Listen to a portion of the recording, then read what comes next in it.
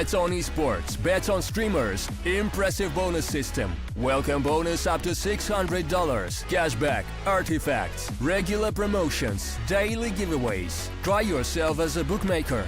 Great lines. EGB.com, more than just a bookmaker. Skin.land is the site where you can sell your skin within 2 minutes and receive money on your card, crypto, or other payment methods. It's very easy. Look, put email address, set trade link, and bonus for you. Click on the gift, enter my promo code, and get $10 for free if you sell skins for $100. Pick skins you want to sell, click the payment method you want, confirm trade, receive your money. On Skin.land, you can also buy skins. Why Skin.land? The prices are much better than in Steam. You can check it yourself. Link in the description.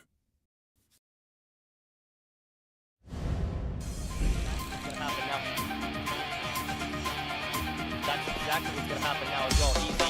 Checks it long, saw the mid, now has to go. Blue White on one, Blue White on two. What was that? Blue White! Oh my goodness, could have been another frag. Easy. Lead pushing in through here aggressively. On the line once more. Lampada thinks there's only one. Checks it to the left side and now takes them all. Oh, Lampada on the spray transfer gets. He hasn't had the greatest of games right now, so he has to pull through for his team. How many can he find? That's the one on music. Oh, the transfer! Down the spray transfer is beautiful. He knows where the last one is as well. Lampada on the scout. Oh my God! What? Lampada! What was that? What is that? What just happened?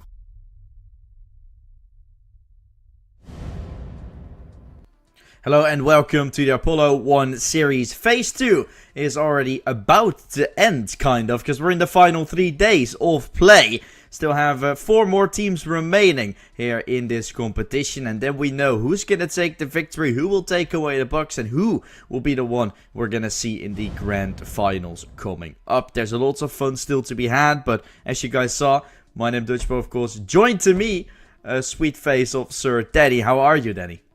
I'm doing fine, and well, I'm definitely excited to see this matchup. Man, this should be a banger. Na'Vi Jr. so far has been playing some really good CS. I mean, sure, they finished first in Group A, but when the challenge came in the form of Young Ninjas, they also managed to dispatch of them, and now they're going up against a also, I'd say, pretty tough opponent in the form of Monty Gen, so definitely expecting some really good CS today. Yeah, it's going to be fun, you know, you're kind of expecting Na'Vi Jr. and Monty Gen, considering they were the first of each and every group, right? Group A, Na'Vi Jr. won, Monty Gen won Group B, and then you expect them to make a certain play. Definitely, Group B looked a whole lot stronger and a whole lot of teams that were also able to make that upset potential. Maybe a Preezy, right, that was able to do so. And Nexus, that could have been in that top 2 as well. So a lot of battles in that regard coming out. Whereas Monty Gen and Young Ninjas kind of looked quite similar in the way they have played. But yeah, ultimately, Na'Vi Jr. that came out on top on that match. And yeah, they have so far looked quite insane, because they have yet to drop a series in this tournament, right? They won 4-0 when it came towards the group stage. Didn't drop a singular map, I think, as well. So now going into the playoffs, you obviously dropped one against Monty Gen. You're probably also going to face a tough series, but if you win, you're going to be in the grand final unbeaten. Yeah, for sure. I mean, Na'Vi Jr. has demonstrated some really good Counter-Strike, and now, folks, it's a good opportunity as any to jump into the veto, so I guess no surprises here. The Inferno ban coming out here from Monty Gen. This is a map they don't play at all, basically. The Nuke ban here for Na'Vi Jr., fair enough, but this is problematic. Look at the first map pick. It is going to be Vertigo. Now, Vertigo is a map Na'Vi Jr. do not like to play, and the fact that Monty Gen are picking it, it goes to show that this is, you know, a decent map for them. They're going to try to punish Na'Vi Jr. on it, but then again, look at the reply from Na'Vi Jr. They're picking Ancient. For them, this is a solid map, which is something you can't really say for Monty Gen. And to, well, potentially, if we have to go to the third and final map of the best of 3, we will have Anubis at the ready. Well. Beautiful maps, of course, to be played. Vertigo, Ancient, Anubis. I feel like those are probably my 3 favorite maps to see and play. So I'm totally fine with that. I'm totally happy to see those ones in play. But yeah, all in all, I think Na'Vi Jr. is definitely looking solid in terms of the maps in particular, right? I feel like Ancient and Anubis, the double A's, are always 2 maps that kind of account to a team, which in this case Na'Vi Jr. is kind of well aware of how to play around that map as well, right? They are definitely working their wonders when it comes to playing on those two maps. So it's crazy, right? Ancient and Anubis, very CIS heavy maps, I was gonna say, even though the Na'Vi Junior side isn't a CIS team. They have 3 out of Ukraine, 2 from 1 from Kosovo and 1 from Lithuania, of course, coming out. So major part is from the CIS region. That's usually where those maps are quite notorious for playing on. Ancient, very fast. Anubis, obviously added into the pool, where there's also a lot of aiming involved into the longer angles, but at the same time, very, very structured and very slow, methodical play that could be played. I feel like Na'Vi Jr. definitely has a good opportunity, but you're starting off with a Vertigo.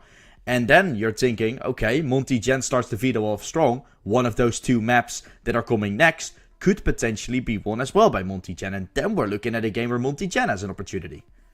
Yeah, I will say this though, it does feel like Monty Gen, if they do have the best, I'd say, success, if they will actually want to try out and win here in the best of 3, they absolutely have to win the first map of Vertigo, right? Because on Vertigo, that's where it definitely can feel where they might actually win out against a squad like Na'Vi Jr. Whereas, you know, if we jump to that second map, I don't know. I think there could be a bit of a more 50-50 affair, though I would still like to give the edge for a squad like Na'Vi Jr. But yeah, if we do have to go to the third and final map of the best of 3, now that is a very peculiar map because both teams do enjoy playing a bit of Anubis. And I will say, like, in general, speaking about a squad like Na'Vi Jr., this roster right here, this 5-man roster in particular, though they technically have a 6th player in the form of Makeza as a substitute. But right now, I mean, this 5-man roster, which has played in the Apollo series, the one thing that has been really good for them is that aim power, right? In terms of individuals, they've been doing some phenomenal work in terms of fragging. The one area they were definitely lacking is teamwork. That's something they haven't really worked upon. It's not as clean as, say, some of the other rosters. Even a squad like Monty Gen, sure, Gizmi and Rio returned to the lineup, but they were already part of this roster, right? So you take a look at Monty Gen, how they're playing, and you could definitely see some more teamwork on their side. Okay, I'm interested to see that coming out. Personally, of course, the way Monty Gen for Na'Vi Jr. has so far played, I mean, the matches that they have, there's not a lot of games that have gone into double digits for both teams, right? And considering you've not dropped a singular map out of the 4 series that you played in the group stage, only conceding a total of 50 rounds in the whole group stage, that is 8 maps in total, only 50 dropped. That's a very, very good number. So, sure, their team play might not be up there, as we mentioned, or something like that. I'm not too sure if that is going to be happening right here against the side from Monty Gen. There has to be a team that's able to beat Na'Vi Jr. to force them into playing a different style. And then maybe we're going to see some problems for Na'Vi. But if they continue to have success after success after success, this team is unstoppable. And I want to see today what Monty Gen is going to bring to that lineup to kind of force Na'Vi Jr. into making those mistakes, into making those adjustments, and then we'll see how strong the Na'Vi side is. Okay, that's a good shot from Symmetry, and also remember, guys, we're playing on the new patch, so new Vertigo as well. Symmetry just tapping away with the USPS. It's the first frag. Monty Gen will be in a good position to get the bomb planted. Ryu, nice pickup on Frost. He has been really aggressive, and Symmetry, that is a great frag.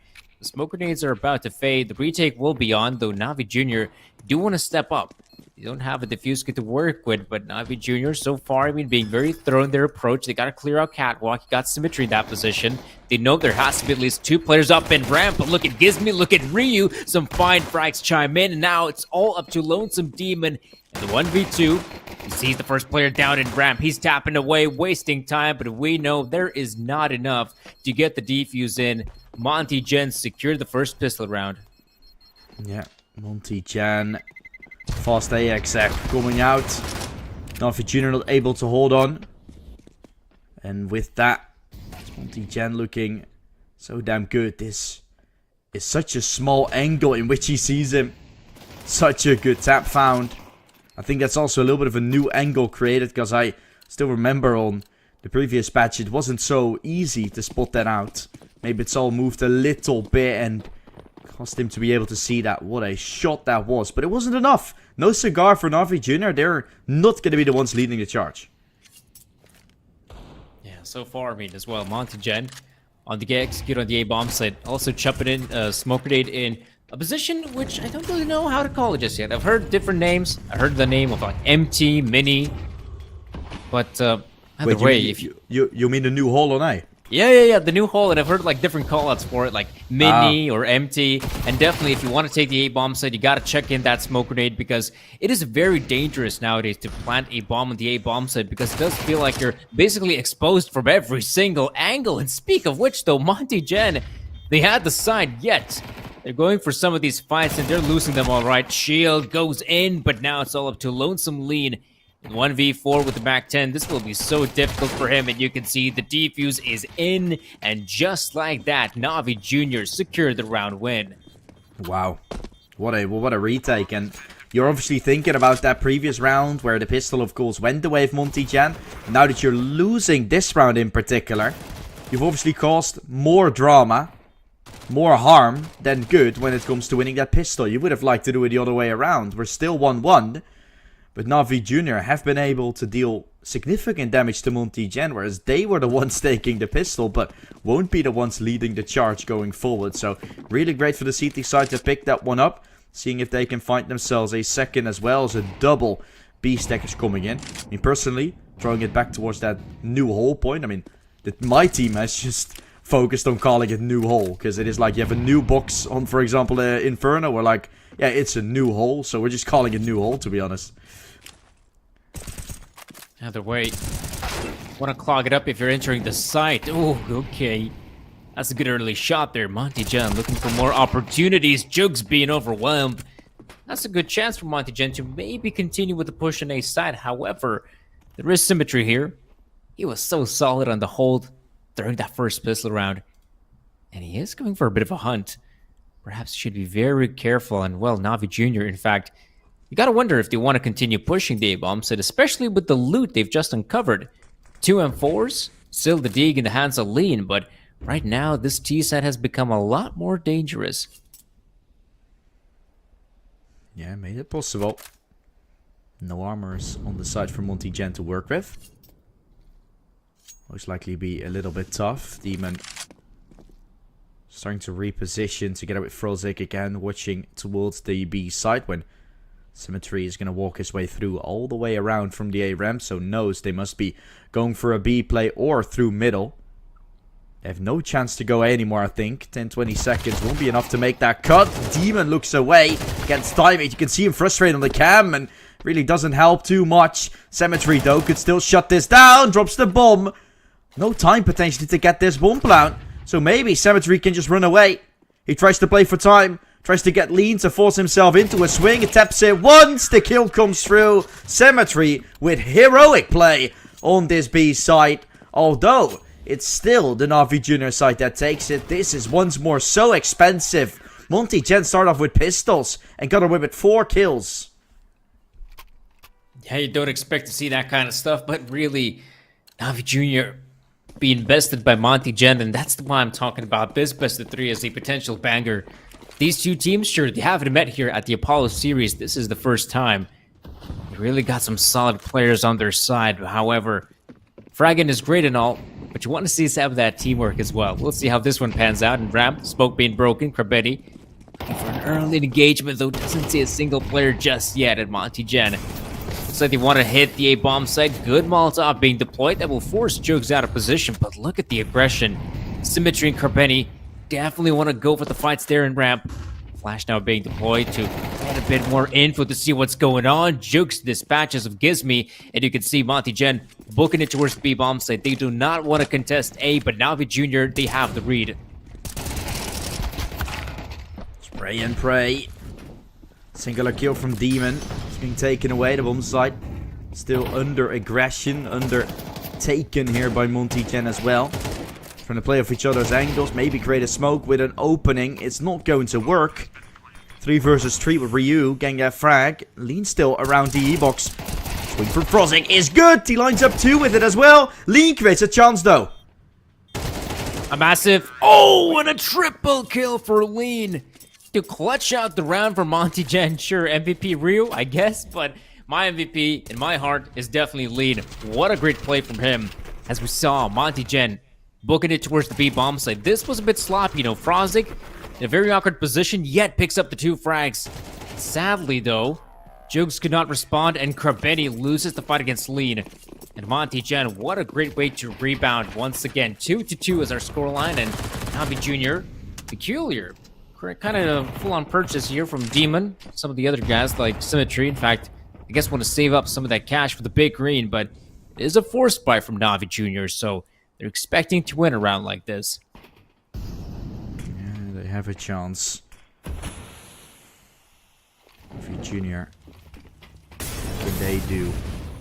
The back's against the wall here, of course, trying to fight in order to keep themselves ahead in this game. See the new hole smoke, the smoke on the side, covering all the angles.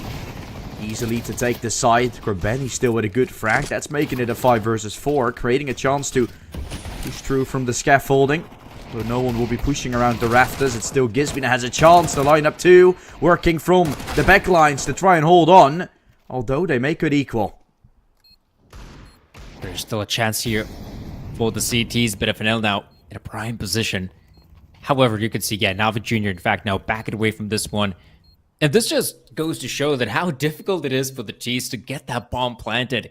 You might be thinking, okay, smokes have been deployed. You can go for the easy bomb plant, right? Don't worry about it. But the problem is, if you don't do a thorough enough job of clearing out the site beforehand, yeah, you can have players peeking out from tower, spotting out the bomb planter. Someone could make his way out of mini, and someone could also come in from catwalk. And so, as a team player, you have to be very much aware of so many angles, so many potential pushes, that getting the bomb plant on the A side is perhaps more difficult than ever. Yeah, it is very, very rough. First you gotta smoke everything off, and then you still gotta keep an eye on Monty Chen profiting from it all day long.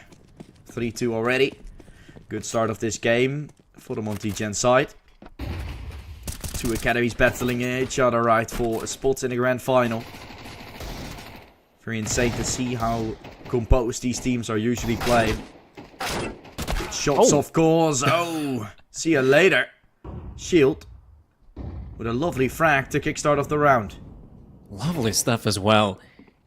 And this just, you know, goes to show, even though individually, you know, Navi Jr. seem like the better team on paper, right? But if this is a map they just don't play at all, like, sometimes, yeah, you're just going to get overwhelmed.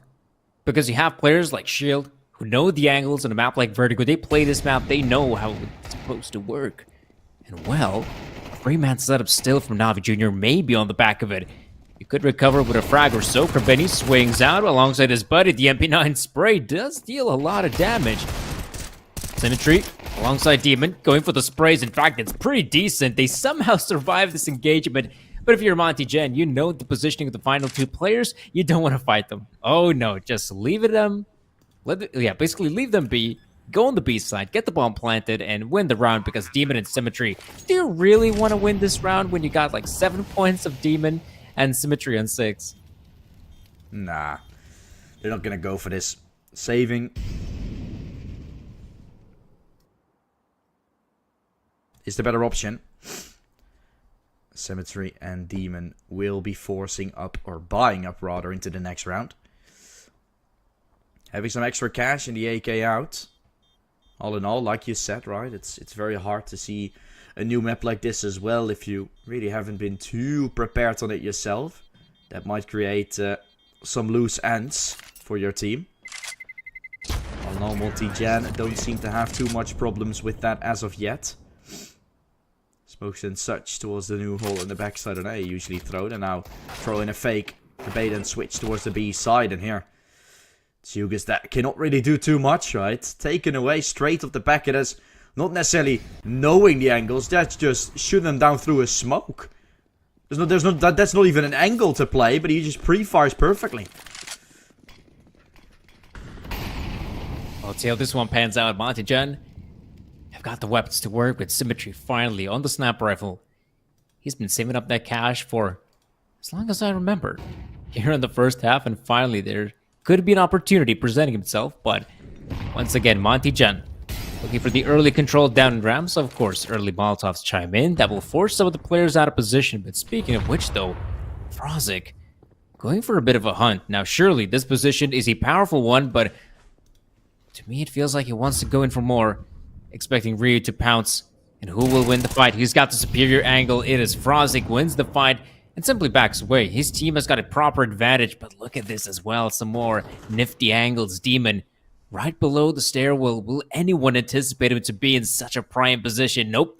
They don't check him. That's a big mistake. Demon, not only does he have the intel, but he could very easily get himself at least one. Spots out the player. 1, 2, and the bomb is dropped. Oh wow, Demon gets more done. Nothing to come out of Monty Jen thus far. You leave an angle unchecked. You might know the map, but you gotta clear the angles. Demon, 300 damage in this round, and a magnificent play from the youngster to get Na'Vi Jr. around on their own. Tactical pause used for their end. If they take another round, they might reset Monty Jen going forward. So this round is a setup, Danny, for success. I'll see about that as well. I mean, Monty Jen. Now they bring out the sniper rifle here, the hands on the shield. They should be expecting that symmetry on the op could be a dangerous adversary there on the A-bomb side. Whereas right now, I mean, Monty Jen, they will have to be very careful about some of these aggressive plays from Na'Vi Jr. Initially, this is what we saw. Frozik going for the play in middle, Demon holding a very unorthodox angle to pick up the 2 frags that really helped out Na'Vi Jr. But we'll see about that as well, Na'Vi Jr. But a proper purchase, I mean, they don't have to worry about money. It is Monty Jen. If they fail in a round like this, then money's going to be a big problem. And right again, we're seeing some of that ramp control as we saw back in the olden days.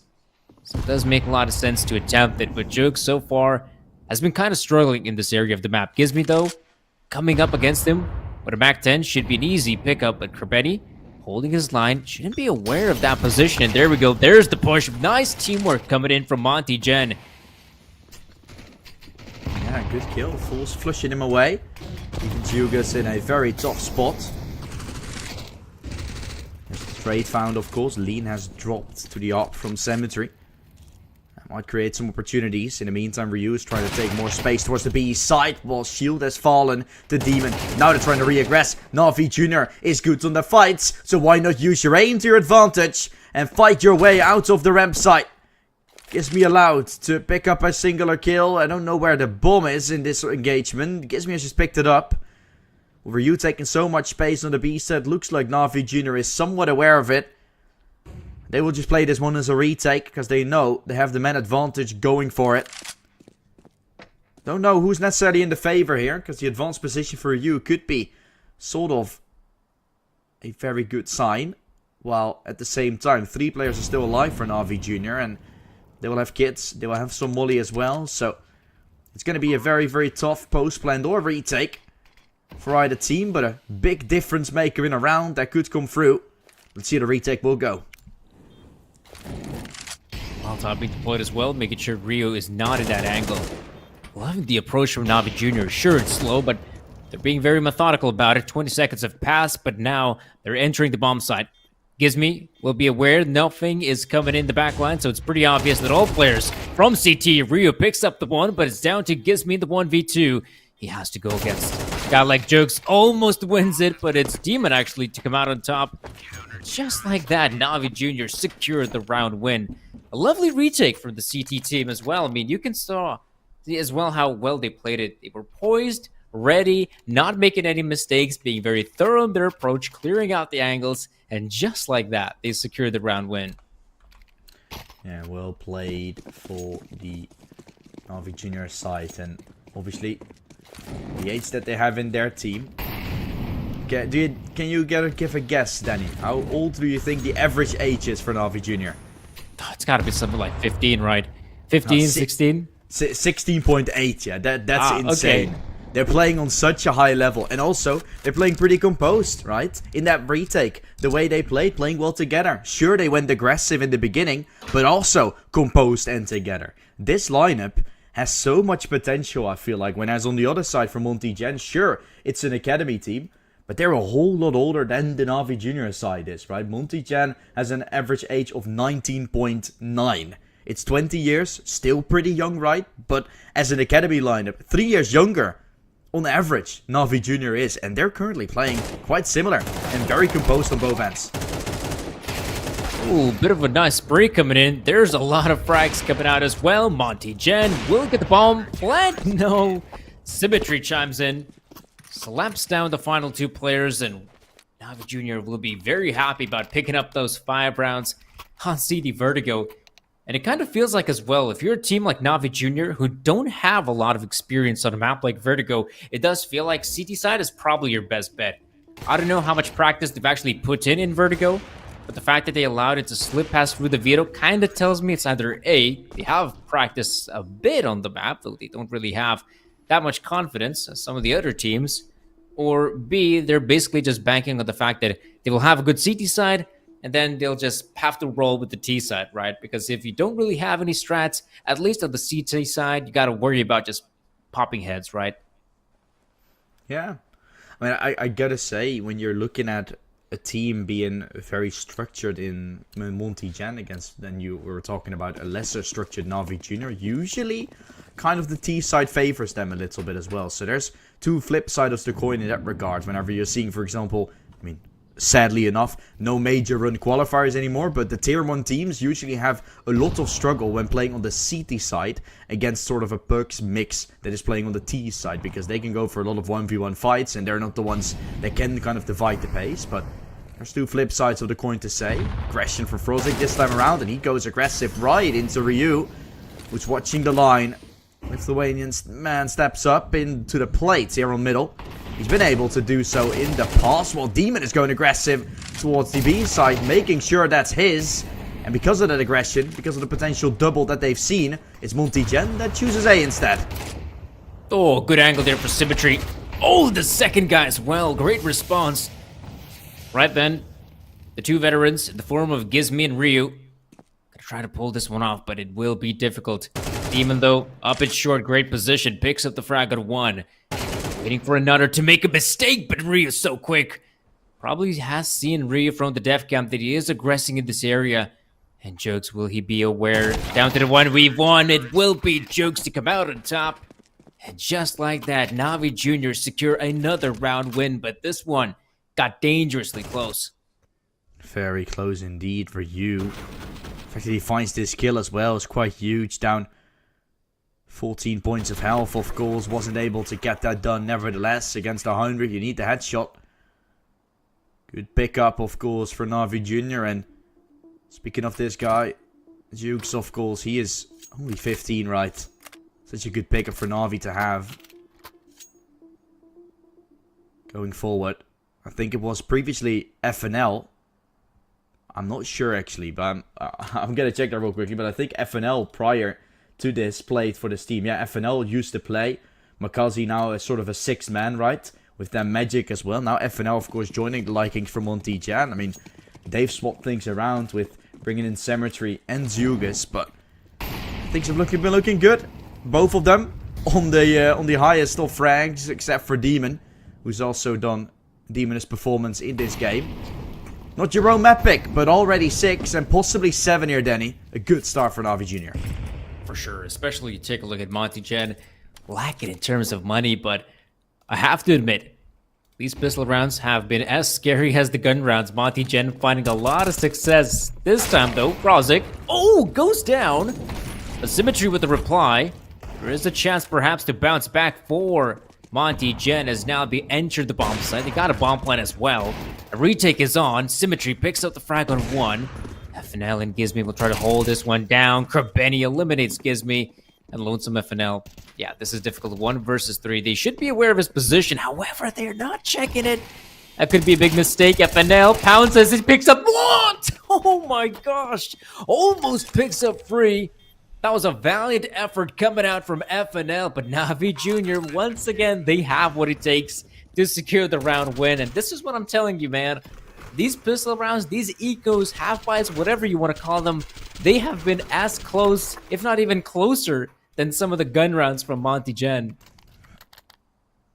And after that final kill comes through, Cabrani just laughing. As well, the vibes being pretty good for Na'Vi Jr. So surprised that they are able to pick that round up. After seeing everyone fall, first scared, then turning it into laughter. Knowing that they've got away with murder there in that regard. Cemetery Man 15 in 5 this game. Monty Chen calling in a tactical pause. They will have to step up when it comes towards that CT side. And like you mentioned as well, right, this map being one that Monty Chen kind of has to take. So far so good for Na'Vi Jr., which is striking me with concerns when it comes to Monty Chen. I think that they also feel like that, feeling Ancient and Anubis being very good maps for the side from Na'Vi Jr., so that they will have to take this wildcard with both hands. Kind of makes this round sort of a must-win to find as well. Seeing the AWP and such being out. The entry not coming out from either team, but shield down to 15. Good fight taken from Cemetery, which almost gets away with the first. Yeah, really not a bad performance here so far. As Monty Chen kind of struggling here in these early engagements. Benny picks up the frag here and shield. That was the guy who was hit by Symmetry early on. And right now, Monty Chen not having a player is hurting them quite a fair amount. But look at FNL though. He's actually managed to sneak past through. He might just give the call to his teammates. Guys, abandon all hope on the A-bomb site. Let's just go towards B. Yeah, you've lost yourself 2 of your friends, so you kind of got to do something a little cheeky. Which is why FNL comes into play now, waiting for the flash. It comes out a little too late, it seemed like, but it won't be. Cemetery allowed to stand tall with the AWP. Flash coming out to help him exceed and exit the site. Chance for Ryu to get up close. He goes aggressive, trying to push through the smoke.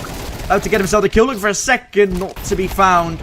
Lean in the top spot, and so we'll switch sides with an 8-4 in the favor from Na'Vi. Monty Chen will have to bounce back big time as they've lost 6 in a row to end this haul of off on a little bit of a blummer, but maybe CT side is where they strike.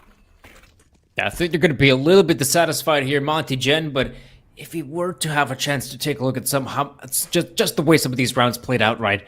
There were a lot of like 1vx situations. I think there might have been like 3 or maybe 2 at the very least throughout the entirety of this first half. And so Na'Vi Jr., they definitely make it an interesting showing here on the first half. All Vertigo, they're CT spied, but you gotta wonder, how will their T side look? Because now things will be changing up. And well, as we saw in the pistol round, I mean, Symmetry, fine shooting with the USPS. In fact, Symmetry has been playing some really good CS here for the side of Na'Vi Jr. I have seen some of the maps where he struggled a fair amount, but Vertigo just seems to be his playing field.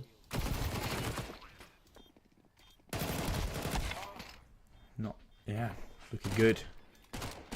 Looking insane. As we're seeing some of the highlights still roll by, of course, from that half. Getting prepared for that second half of play. Things started off good for Na'Vi, then we had a good middle ground where Monty was allowed to show up. Ever since. Singular clutch from Na'Vi. They started to get composed, get back into the game, and found 6 in a row to end the half. That should give them motivation, that should give them momentum. If they can pick up the pistol, we're surely going to have ourselves a rough game on our hands for Monty Chen. Well, pistol round it is. Na'Vi Jr. on the T side with a lot of rounds to work with, and if anyone's feeling pressured, it has to be Monty Chen, and what an aggressive play early on. That will give them a lot of information. However, the big problem is middle, completely open. FNL is the last man standing in this area of the map. He will need some backup desperately because a player in the form of Corbetti actually goes down. So he is aware there are more players in that part of the map, and Shield in the backline sneaks through. And this means Na'Vi Jr. have to commit to one of the sites. They choose A, but you can see the CTs are in some really good positions. They shouldn't be losing a round like this, and probably not going to happen. Lonesome Demon remains, though, in 1 versus 3, looking for the final opponents, but this is just too hard for him. You got a player here in the form of Ryu, who's going for a bit of an aggressive play, but don't worry about it. Ryu wins it out, and just like that, Monty Chen pick up the pistol. Yeah, that's looking good. A start that has been provided. Yeah, you started off good, promising, and the flanks as well. Taking too long, Na'Vi Jr. to get there. Of course, they will force. They will try and get the same result as they did in the early bits of that CT half. If they can convert the second round, you can pick up the rifles. can deal even more damage than they did to you by simply just winning the pistol. If not, obviously also confronted with the fact that they have to play with the eco, and so multi-gen on a good scoreline. This round will become very important. FNL getting taken away after finding himself a singular. Nates and Church doing good damage to create some space. He will manage to hold on towards the side, and nothing that comes out of it. In the end, it's multi-gen that will be able to secure their 6th. Good stuff all over the board. And Avi Jr. now pulled back to an eco. How will they respond? How will they anticipate on this certain loss in the early stages of the second half? Yeah, Navi Jr. I don't think they're going to be too frustrated for losing, that previous round. Rushing the B-bomb side with the MAC-10s. I mean, surely I've actually been enjoying the fact that the MAC-10s have been used a lot more in some of the gun rounds as well, especially in a map like Nuke. It feels like some teams just want to have like those SMGs to run up fast on the A-bomb side, on the T side, chucking as many smoke grenades, flashbangs, and Molotovs as you can on the A-bomb side, and just go for the straight-up rush through Hut, through Squeak. And I did see, yesterday, Copenhagen Wolves pull off such a strategy, and it worked out wonders for them. And I suppose some other areas of the map, the SMGs could also do some fine work. Here, not expecting much out of the pistols for Navi Jr. Sure, they have some strong gamers, but even here, it's going to be difficult, as Gizmi playing this one really well, though he might be overwhelmed.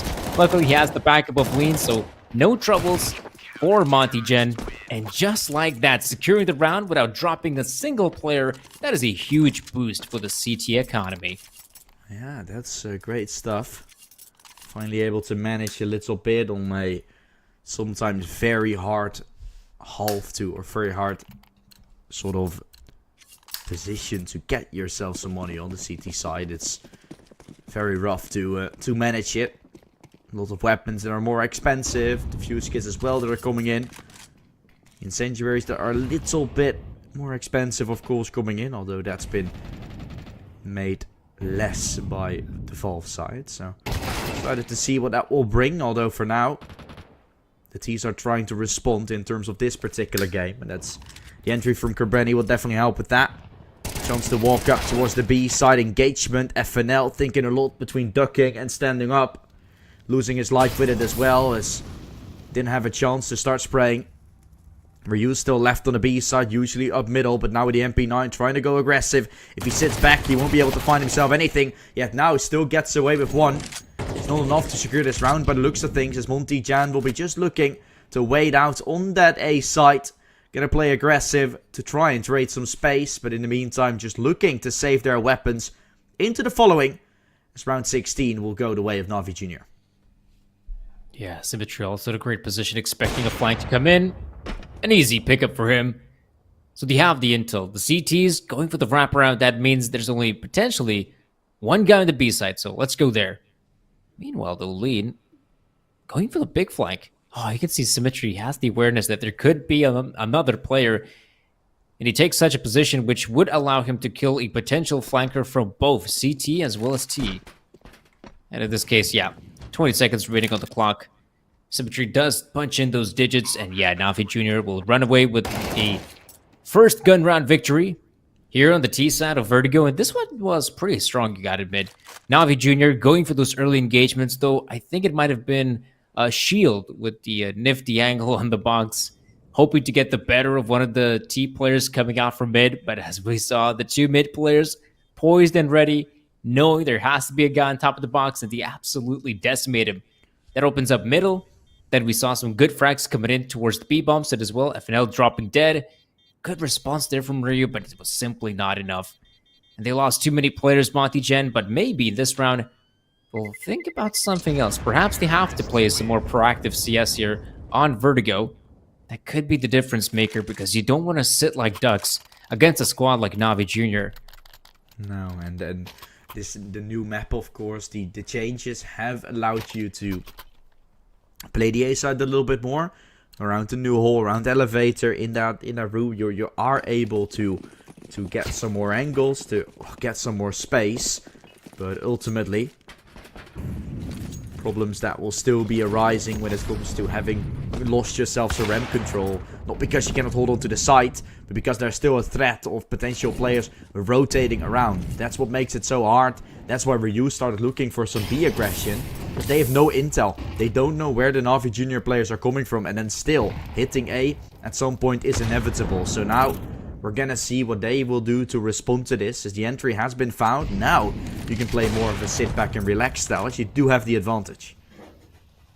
Yeah, the 2-1-2 setup, this is quite surprising to see. Lee not expecting a guy to come up as close as he is, and maybe he'll win the fight, as we do see the spray coming out, wins it out, and now this has to be a push at the B side. Here they come. V Junior will be setting up forward. They do have utility lined up. They do have utility ready to chug in a little execute. Symmetry will throw it on towards the default, and the molly will miss as the CT return. So no chance to get that down. No chance to stop him other than with trade up fights. Juke is trying. Oh no, get taken away. Symmetry has knifed his teammate in the beginning of this round, yet now also killing his friend with the AWP. Things not going the way Na'Vi Junior wants. At least he can laugh about it. At least there won't be a problem. Maybe for the future of this map it might. But as long as they're keeping their composure, as long as they play for one eco, it's only 9-9 and they will have full buys coming after. And after and after. So Na'Vi Junior still in the good on this one, although that's an unfortunate loss to take. But this is, the one thing I'm talking about as well. Na'Vi Junior looked so solid on the CT side just because they had to focus on just purely aiming. Here on the T side, things are a little bit different, and I'm not sure how deep their strat book is. At this point, it kind of feels it's a little bit lacking. We'll see, though. This, a simple round. Na'Vi Junior hoping for the best. A push towards ramp could give them a few good frags, but you can see Monty Gen don't want to give them openings that easily.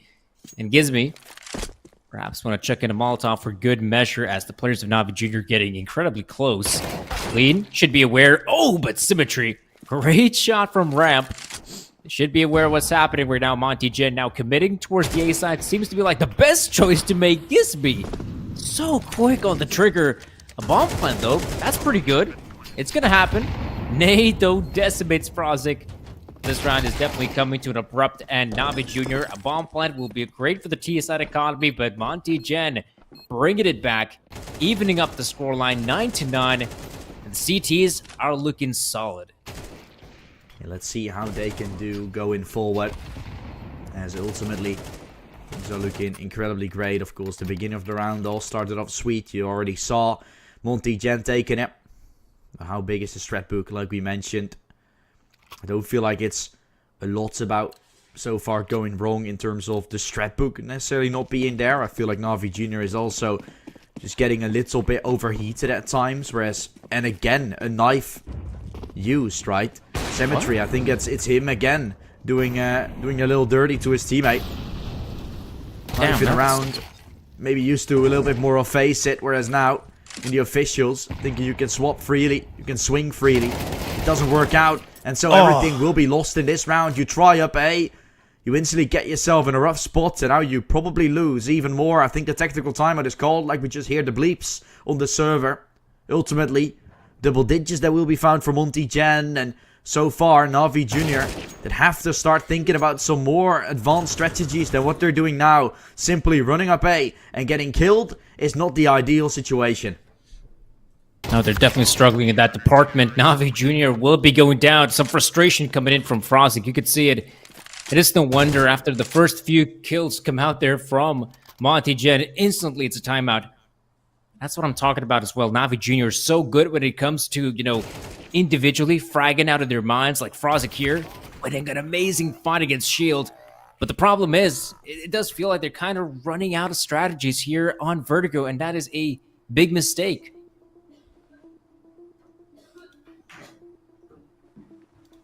Something they gotta work with. They do have a coach backing them up, of course, talking about it.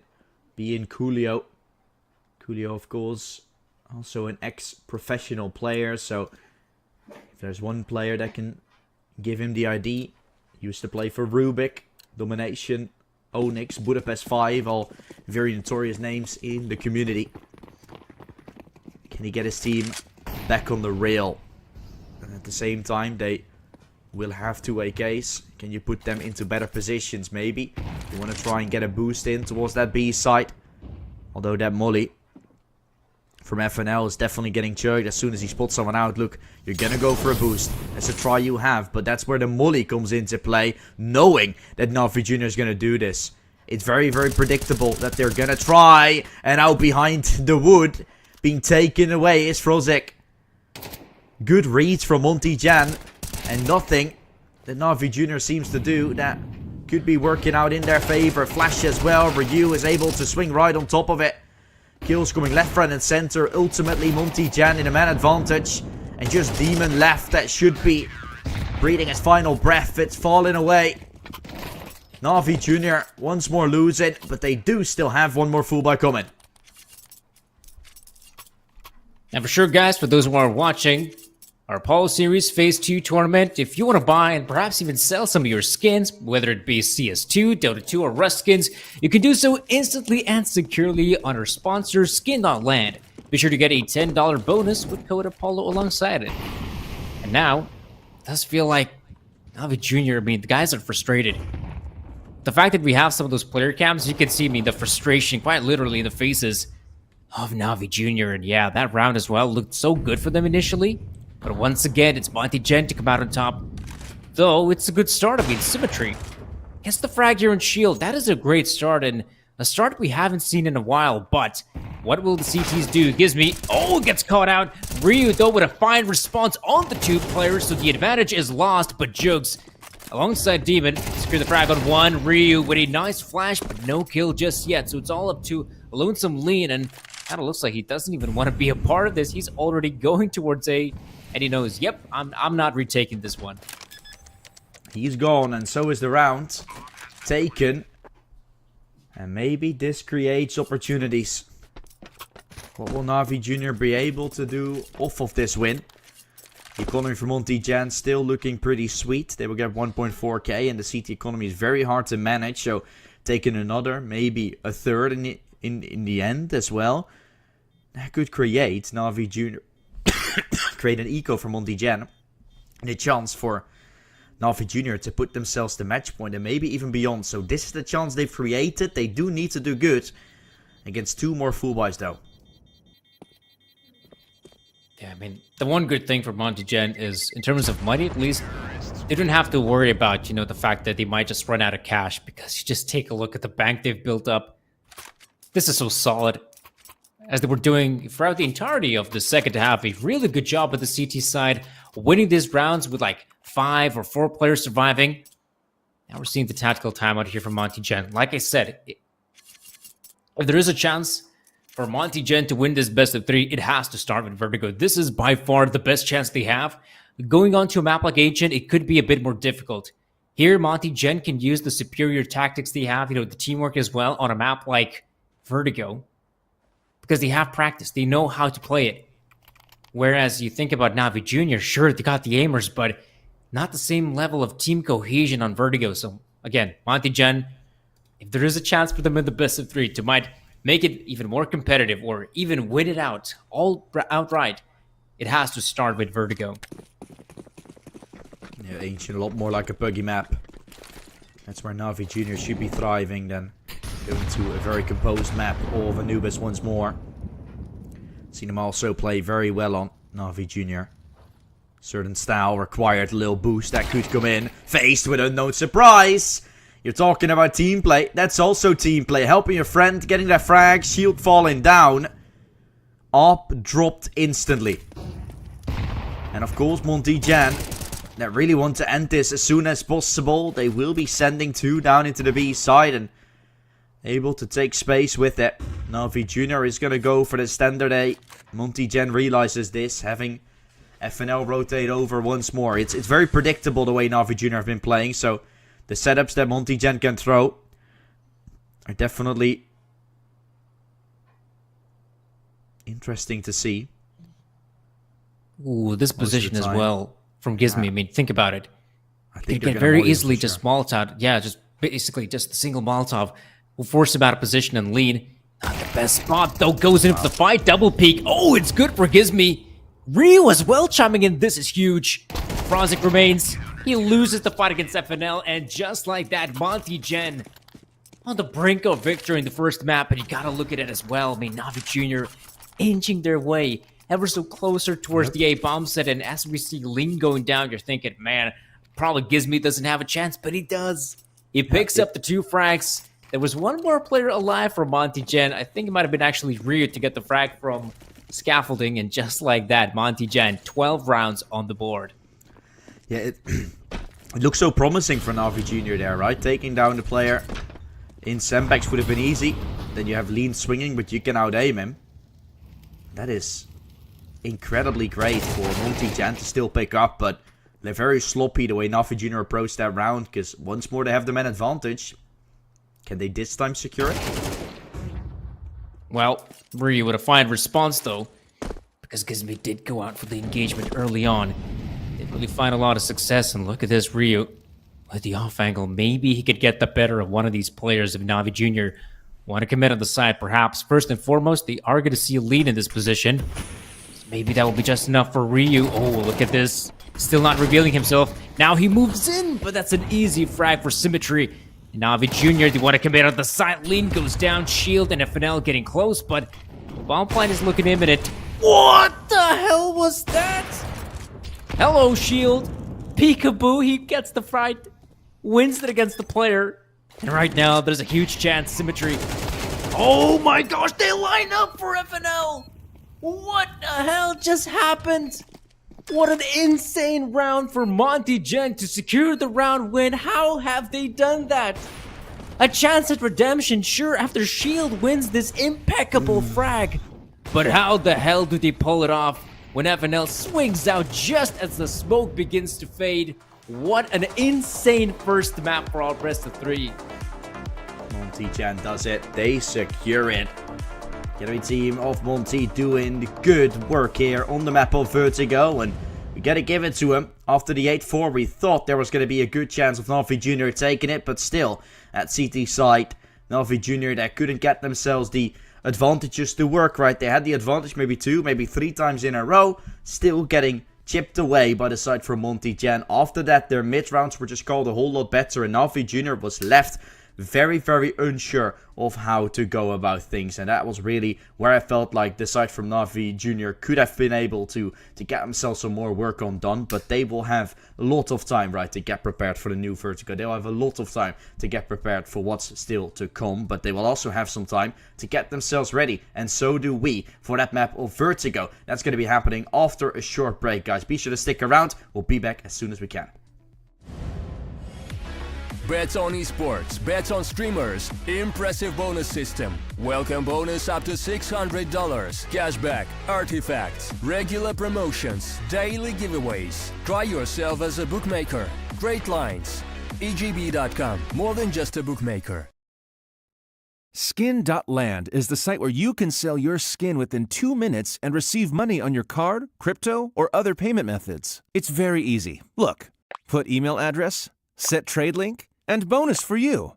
Click on the gift, enter my promo code, and get $10 for free if you sell skins for $100. Pick skins you want to sell, click the payment method you want, confirm trade, receive your money. On Skin.land, you can also buy skins. Why Skin.land? The prices are much better than in Steam. You can check it yourself. Link in the description.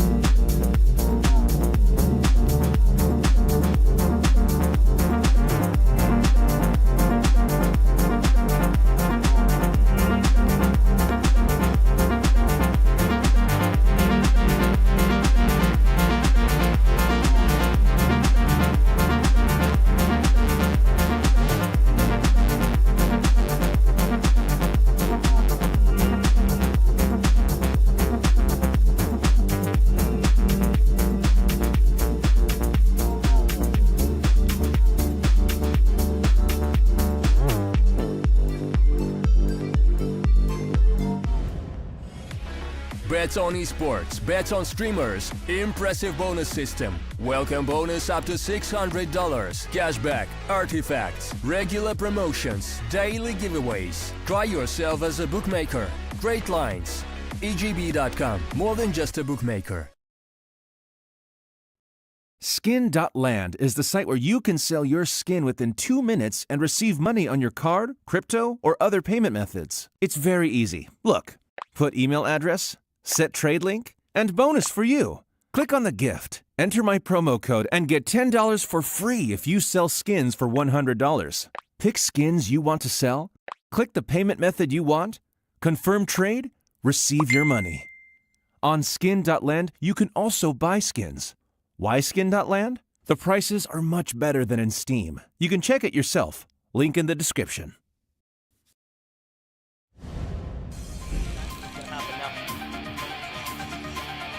That's exactly what's gonna happen now as well. Easy checks it long, saw the mid, now has to go. Blue white on one, blue white on two. What was that? Blue white! Oh my goodness, could have been another frag. Easy. Pushing in through here aggressively, on the line once more. Lampada thinks there's only one, checks to the left side and now takes them all. Oh, Lampada on the spray transfer gets scored. He hasn't had great for games right now, so he has to pull through for his team.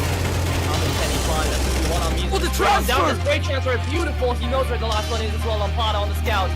Oh my god! What? Lampada! What was that? What is that? What just happened? Monty Jan doing what they're supposed to be doing by betting, getting themselves the first map, and obviously betting the stats quite nicely here in this best of 3 to see who will move in towards the grand final. That is going to be played on Monday. My name's still Dutchboy, or Jesse, whatever you want to call me. Next to me, Sir Danny, to cover all the action for today. We have a lovely map still ahead of us, which is Ancient. One of the best maps when it comes to Na'Vi Junior. So I'm super excited for it, because this is going to be proving ground, right? Did Monty Jan just win because of the map, or do they also have a little bit more in store for us today? Like, for me, it definitely feels like they managed to win Vertigo just because, you know, they were the better team on Vertigo. On paper, I would still say Na'Vi Junior are the better squad in this best of 3, but like I said, if a squad like Monty Jan wants to have a chance at winning this best of 3, they just had to win Vertigo, because right now, Ancient, that is still a pretty decent map for the squad of Na'Vi Junior. Sure, they end up losing Vertigo, but again, think of the scoreline. Yes, on the CT side, Na'Vi Junior did fine at Vertigo, but it's on the T side where it faltered. You know, we didn't expect that they will have a good result on the T side, but here on a map like Ancient, like this is their breeding ground. They can play both the T side, the CT side, it doesn't matter. Na'Vi Junior can look solid on both. And this is where I kind of think, a squad like Monty Jan will have a very difficult time to face against some of those heavy aimers of Na'Vi Junior, because we already had a taste of that on the first map of Vertigo, where some of those individuals from Na'Vi Junior, I mean, essentially could have just carried the game for them. Yeah, exactly. It's pretty good to see Na'Vi Junior on this map of Ancient. I mean, we've seen a lot of Ancient in the past, right? Coming out, probably one of the most popular maps as well under our lovely puggers, because beside from Mirage, of course, being that map that is very pug style, it's Ancient that is so fun to play, as well as for the retakes and such that are so important, right? Playing the B side a lot of times retake, playing the A side a lot of times retake, having that mid to kind of maneuver around, and at the same time when you have mid, it's cool. But how do you execute from that point onwards, right? It's not like Mirage, where middle is kind of the place to go, where you constantly need to go. On Ancient, you have a lot of variety in which you can play around that map. So I feel like it's a very cool map. We're going to see some good approaches on it, but mainly some insane aiming coming through on that mid and ramp side, where there's a lot of brawly Counter-Strike that we're going to be witnessing. And yeah, starting off good here for Monty Jan could provide them with a way to all of a sudden turn this one into their favor, because they're only one map away, and it's only MR12. I've always heard people say about how pistol rounds are so important. Hey, if Monty Jan can get that grip, win 1 or 2 more clutches, then all of a sudden Na'Vi Junior is playing on the back foot, and surely enough, that's going to be very hard to come back from. That also speak about, once again, that individual performance, because it feels like the 5-man roster here from Na'Vi Junior will be just so much more comfortable here on Ancient than, say, on a map like Vertigo, because we did have, you know, some great performances from guys like Symmetry chiming in as well, Jukes having his moments. But here, on this map in particular, it feels like every single player could have, their game-winning moment, so to speak. So that's the one thing I'm definitely expecting here from Navi Jr. Whereas, the guys from Monty Gen, I don't really have that much, eye test of how well they actually play the map of Ancient, but it kind of feels like as well they can play it on a pretty solid level. Though I'm sure if they wanted to face a squad like Navi Jr. in the best of 3, they probably would have preferred a map like Anubis, but for good reason, we're going to be seeing it as a third and final map, if in fact that will be necessary, or perhaps maybe, as we're talking about it here, maybe Monty Gen has what it takes to secure that 2-0 victory. But we should be jumping into our game shortly, and I guess it's a good opportunity as any to just talk about some predictions. I mean, Dutch Boy, what are you thinking?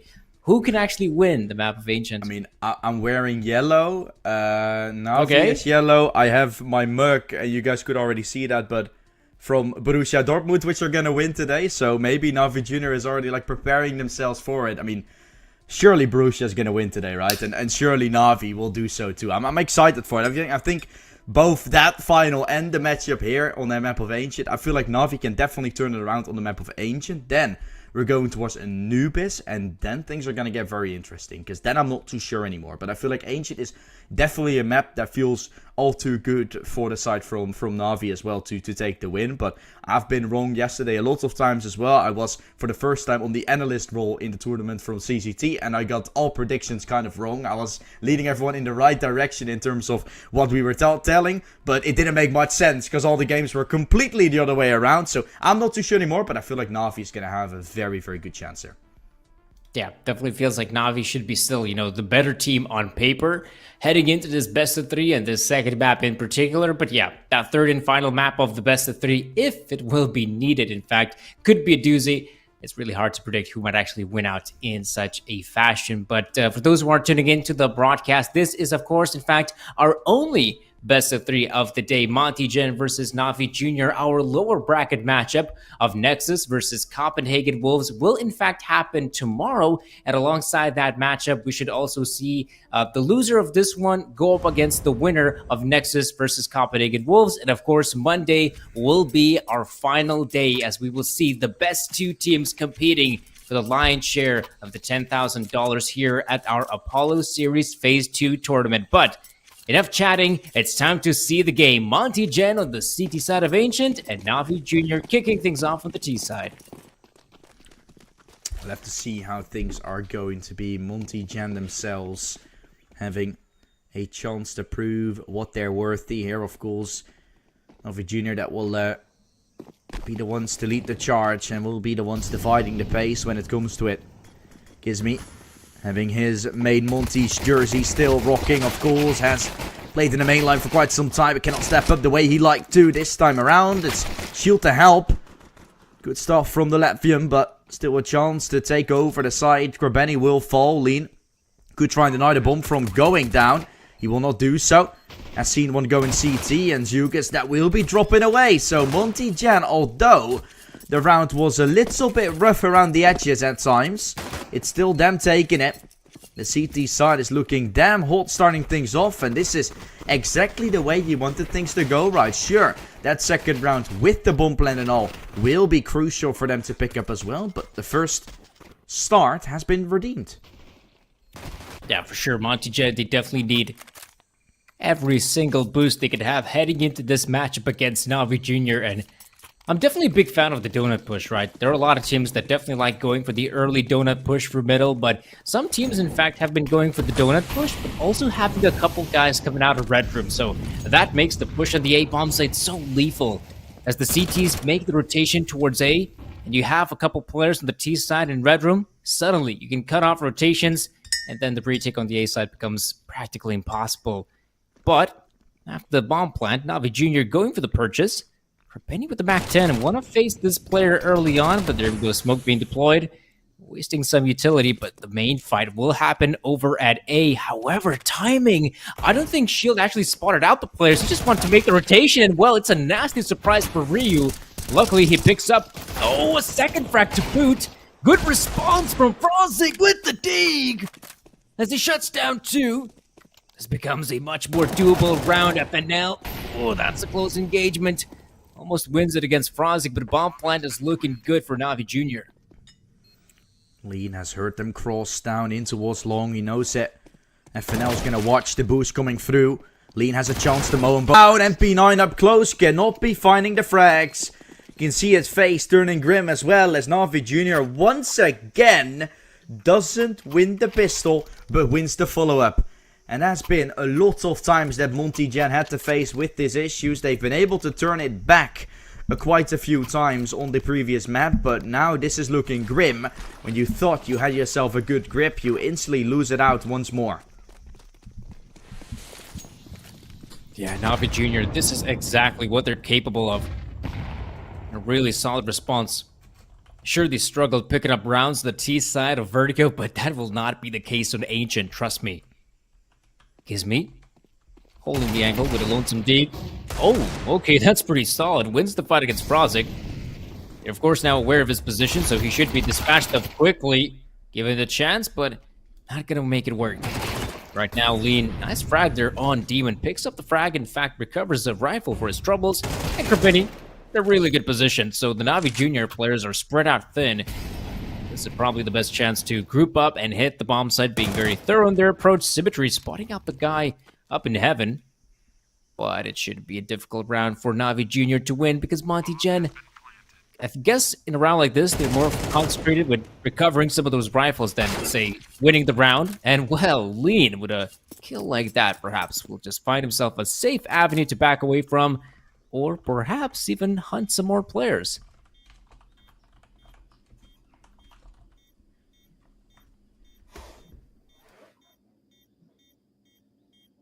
Getting a chance for it, Lean.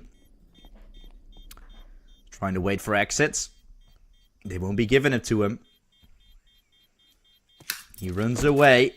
Gets back in towards the safety. Navi Jr. will have 2 to their name. The eco to follow up still, right? This was just a force buy. That could be 3. And a whole lot of troubles on the horizon. For sure, and in this situation, Monty Gen already taking the tactical timeout. I can't really blame them, you know. I mean, Monty Gen, they know what's up. They're facing against a very strong opponent, and sure, you managed to win the first map of Vertigo, but in no way, shape, or form this best of 3 becomes easier. And yeah, early, very early, taking the tactical timeout, even before actually going for the proper gun round, so this is quite a peculiar choice as well. A lot of teams, if they're already contemplating of taking the timeout, it usually is before like an important round. But here, Monty Gen, after this round is over, we're finally going to jump into that crucial first gun round for the CT side, and then we'll see what they're cooking. See what they have. Lean has the AK to deal the most amounts of damage. He will most certainly try to step up with that weapon. Moving his way through into middle, the swing. Himself a good shot on Grabani. It's the way to start things off. Now they figured out where the AK is. The rest will have pistols. And Monty Gen should be faced with a very hard round to win. I think Zugas has spotted him out on the cubby. Find a kill there around Bucket. Making FNL fall. Second falling short. And now it's up to Lean to start rotating in. He's the one that should do the main piece of damage. Which doesn't really look in the realm of possibilities so much. Bomb should go down and it should be a pretty decent round to find. Still trying to check. 2 AKs obviously picked up and already ready for a save, while Navi Jr. is taking so damn long. Yeah, they're being maybe perhaps a bit too careful, but you never know if you're a guy like Symmetry. Where are the CTs coming from? And well, Frozik can give you intel. No one's coming from CT spawn, but perhaps there could be a lonesome shield. Was pushed up through cave, and just like that, he goes down. So bomb plant for Navi Jr. and definitely a round when Monty Gen will hope to save the AK-47 at the hands of Lean. Ooh, that's a nasty little tag. Juke spots out a lonesome AK and a second one to boot. All in all, not a bad round for Monty Gen to keep the AK-47s into the next round, but really it's going to come down to their proper gun round and see what's up What's going to happen? Monty Gen, I'm sure, considering this squad, they definitely want to go for those early engagements in middle, and it has become standard practice. A nice pickup from Lean as well, going on the hunt, and the CT is doing a fantastic job of not giving up these AK-47s. Getting themselves the bomb to be exploded. Navi Jr. ultimately taking their third, although they would have potentially liked to take these AKs away. That will be the only consequence that we're seeing from it. Well, ultimately, the buy from Monty Jan will still be pretty sophisticated. Navi Jr. is trying to build up some of that cash. This is the chance for Monty Jan to finally put a stop to it. Start building on some of their own. Gizmi and Ryu taking good control towards mid and towards the B ramp. While in the meantime, the A push gonna come in. Known for Monty Jan playing there, thinking Navi Jr. wouldn't have gone that direction. And now faced with an unknown surprise of swarming T's on the side. Duke is trying to punch in the digits of that bomb. Should be resulting into a 5-on-5 retake on the A side. Speaking of retake heavy Ancient, we're gonna get ourselves one to remember. It's going to happen here. 4v4, it's still doable for Monty Gen, but a lot of time has been wasted, and Shield also being smoked off. Right now, 20 seconds have passed, and they have not moved an inch. Sure, some players are getting close, but it feels like the round is over. Yeah, Monty Gen, they don't want to go for this retake. They simply have to back away and save their guns. Sure, a great response from Ryu, but the round is over. That will be 4 for the T side of Navi Jr., and yeah, this is what I'm talking about as well. On a map like Ancient, the T's can definitely go in there early, win some of those engagements, and yeah, from there on out, it has to be retake central. And the big question is, do the CTs want to go for the retake? Usually they do, because the CTs do have an advantage in that sense. Holding onto the A bomb site is quite difficult for the CTs, but same could be said for the T's as they take full control of the bomb site. So fair enough, Monty Gen, they realize the retake will not go their way, save the guns, and well, they have another chance to play. You played around retake, and then whenever the retake comes, you're pulling away, right? You get an entry, you get a perfect prime example of how to play that round, and you don't go for it. That is not necessarily questionable, but definitely harsh reality for the side from Monty Jan. Definitely will be more focused on playing that next time around. This time around, though, no A exec. Again, mid and B played, and you can see how stable the setup is when Navi Jr. baits into it. When Navi Jr. runs into it, might as well just die. It's a 2 versus 3. Monty Jan will once more have that man advantage. Another swing coming right on top. 50 left. With Navi Jr. making their way over ever so slightly once more into that B side. There's still an R posted up. It will be very tough to clear him. But this round has turned from a round that didn't look possible whatsoever to actually becoming more than a possibility here. Shield waiting for the swing. Tugas will be able to find him. Now you gotta be careful of Gizmi. He's coming from the cave side, but will they be aware? Cemetery is watching with the AWP. They know it perfectly. Oh, the timing is key there. But still, Gizmi doesn't get himself a singular. Zugis finds it. Draws the round back from what looked like an impossible 1-2-1 that Navi Jr. takes with ease. Damn, what a solid rebound from Navi Jr. And this is the scary part, right? Even if they have a difficult start, and I've seen this on Ancient in particular when they played against Young Ninjas, even if Navi Jr. end up losing, like, say, a couple guys, you have someone like Jukes, for example, stepping up for Navi Jr., picking up a massive frag, opening up the bomb site. And once again, there's a great opportunity for the T's to get back into the round. And for Monty Gen, losing rounds like that is quite frustrating. But I like the fact that they're trying to challenge Navi Jr. Here up in middle, you got some nice positions. Gizmi as well. The Heaven position. Taking a closer look on ramp. However, as the CTs are putting a lot of emphasis on the B hold, they have completely neglected the A bomb site. And this is exactly the place, the area of the map Navi Jr. wants to commit at.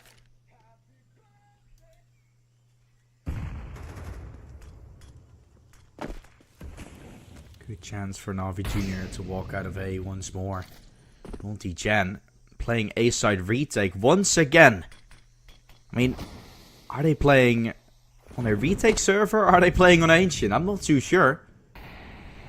They don't really seem to have an A player. Shield can once more find an entry, but all gaps are being held. Sure, you find yourself some kills. If this round has been won, there surely is a good chance of this play actually working. Let's see if it does. Frozek once more holding. If you hold the angles, it's much easier. And Frozek shows that time and time again. It's down to FNL, who's seen Na'Vi Jr.'s play, who's played with Na'Vi Jr. in the past, but cannot read their positions in this round. It's Frozek that finds the fourth. And the second time Monty Jan plays full A retake, it doesn't seem to work at all. I mean, this is exactly what I'm talking about as well. We see the push there. Na'Vi Jr. control over the A-bomb site. Sure, they end up losing a few players, but is that a problem for Na'Vi Jr.? No. Because you have players like Frozek now stepping up just when it matters most. Picking up massive frags while his buddy's still making the rotation back on A. And yeah, this has been huge. A huge victory for Na'Vi Jr. and another lethal blow for Monty Gen. Not only to their economy, but also their mental state. You can see, I mean, Na'Vi Jr., they're definitely looking strong on a map like Ancient, and this is not the same beast we saw on Vertigo. And Monty Gen on the back foot, a pretty big round deficit for them. And it's only going to increase from here on out because, once again, a partial investment. So for Na'Vi Jr., this is, once again, one of those godsend rounds to secure an early win. But we'll see about that. I mean, Monty Gen still has rifles to work with, so maybe they can make this a bit more interesting. Yeah, hopefully they can. Home advantage is all over the board here. It's Na'Vi Jr. that will try and walk their way through right into middle. 4 waiting on the deep mid side. Double snack towards the donut. No one playing red room, so Cemetery faced with an unknown surprise as he's trying to clear towards the cave side and will be able to take down donut. Second player could be falling. That's A taken control of. Cemetery, man, doing all the dirty work with the big green when you think that weapon isn't really there to use, right? It's so hard to manage with the AWP most of the time. It's him to do it. Great shot, though, from FNL. Reading it through, looking for Cemetery to eventually fall. He might still have a chance to go back B. Monty Jan, they're getting toyed with at the moment. There's some really good responses from Na'Vi Jr. And this fight could matter oh so much. Jugs must have heard the footstep, right? He is deciding to back away. No, he has no idea about lead. And now he can tell his teammates that this is in fact the B play. There's the commitment shield, trying to win out the fight, or maybe just stall just a little bit longer for Lean to get in a prime position where Jugs should be going down. But yeah, if you're Lean, that's gotta hurt. It felt like that is your kill to take, but now Na'Vi Jr. in a prime position to win this round. However, Shield making the aggressive play. And just like that, Na'Vi Jr. once again with an impeccable round win. It continues to surprise me how good Na'Vi Jr. is on these burger maps and how aggressive, sophisticated they are in their approaches. Monty Jan has gotten close in various occasions. You see their kills abound, not being too bad for the single round that they've gotten. Na'Vi Jr. that's good in closing. Na'Vi Jr. that stay together as a pact and that are so good at fighting as a unit. On Vertigo, things didn't really work out the way they planned, but on Ancient, they're more than welcome to do so. And they don't even need utility, right? It's just walking up ramp, they play a contact move, and they throw them down 2 mollies. As soon as they get kills, they've Cemetery on the AWP, fighting like it's just a deathmatch. It doesn't seem to matter. Na'Vi Jr. constantly finding the edge over Monty Jan. And if you're the European side of this state in time, what do you do to stop it? That's a big question, right? Because you're losing the gunfights, you're allowing Na'Vi Jr. to enter the bomb site like it's nothing. And yeah, Monty Gen, they know this second map is definitely coming to an abrupt end unless they can somehow bounce back in the next few gun rounds, but I just don't see it happening. Especially with now Na'Vi Jr. having those 8 rounds to work with and no sniper rifle being saved. Oh man, that just gotta hurt. Monty Gen Perhaps if they saved the 2 rifles, maybe they could have contemplated of going for the investment, but here it's just not looking possible. And think about as well about the level of confidence. What, there have been 3 or so tactical timeouts coming out from Monty Gen, and for Navi Jr., none. Not a single one, because they don't need them. They've been looking solid ever since that second round, and they haven't stopped since. Yep, it's been a phenomenal game thus far here for Navi Jr. Monty Chen once again calling in a tactical timeout. Their coach really needs to help him. Coming out victorious here, and the fact that Navi Jr. also being so young can reset themselves, reset their own mental. It's such a strong point to them. It's just such a strong point to what we have told about, what we've talked about in the past as well. If you are able to do so, then age doesn't really matter if you can constantly get to reset your way up. And that was our question point still. Would Navi Jr. be able to do so after losing Vertigo in the fashion that they did? 8-4 down, 8-4 up, lose on the second half. They don't seem to care. A new round or new map, new game. Probably coach also a key factor in that. See if they can continue up, because this could be a fast game if I've ever seen one. 9 must be found, and obviously after that I'm starting to see things. Although the MP9 was a weapon that could deal some damage, and now you've actually upgraded it into an AK, so maybe not such a formality. And look at this as well. Monty Gen believing this has to be the commitment on the A bomb side, have been duped by themselves by the look of it. Navi Jr. have full control over the B bomb site. Monty Gen now coming in with the rotation jukes. Getting up close, but it is a dangerous game. He does swings out wide. Luckily he has the backup, but Gizmy getting one F and L as well. And just like that, a very doable round for Monty Gen. Frozzy goes down, and what a great round for Monty Gen. When I saw the rotation happening towards the A bomb site and Navi Jr. hitting B, I thought, oh no, this is probably it. This is probably the end for Monty Gen, but no, you see the response. It was so quick from Monty Gen. And perhaps Navi Jr. struggling a bit there in the aim fights, actually trying to take the matters into their own hands, fighting against the players early, and perhaps that was not the best choice. Gizmy, we saw, pushes through the smoke, deals a lot of damage on Navi Jr., and yeah, from there on out, it's Monty's round to take, so at least they pick up the second round, right? I mean, 2 rounds, CT side Ancient, okay, but if you get the next 2, now we're talking. But right now, those 2 rounds are simply not going to cut it. Yeah, we'll have to see, because once more, they've used a tactical timeout, right? Now they have a full T-half still to play as well, where the comeback is going to be required, where you have no time to talk. We have no 30 seconds to get back into the game in case a round falls or you get an insane round where you would rather want to take a quick break on. No, that's not possible. You've wasted all your chances to talk with your coach, to get ready. That is a very, very rough state to be in. Although if Monty Gen can take 4, they will also only need to win T rounds, so there's no way of losing. If you lose, you're gonna lose anyway. So what's about talking with your coach if you just win everything? Let's hope it can. That would make this game a whole lot more interesting for now. Man advantage found for Monty Gen. They're trying to solidify this comeback, get a little closer. Well, in the beginning, we have seen a good entry found for the side for Monty Gen. Gizmy will try to respond accordingly. A molly and a nade. That will blow up with a smoke. Gizmy given a chance. Never mind. Frozik still too ready. Imagine just looking at that smoke, thinking it's gonna blow up at that moment. That's a read if I've ever seen one. Really solid one. And shield, snap rifle, Symmetry walks up slowly. That's an easy frag for him, though, as he picks up the second one. And 30 seconds remaining on the clock. Not a lot of opportunities for Frosty. It's either A or B, and he chooses B.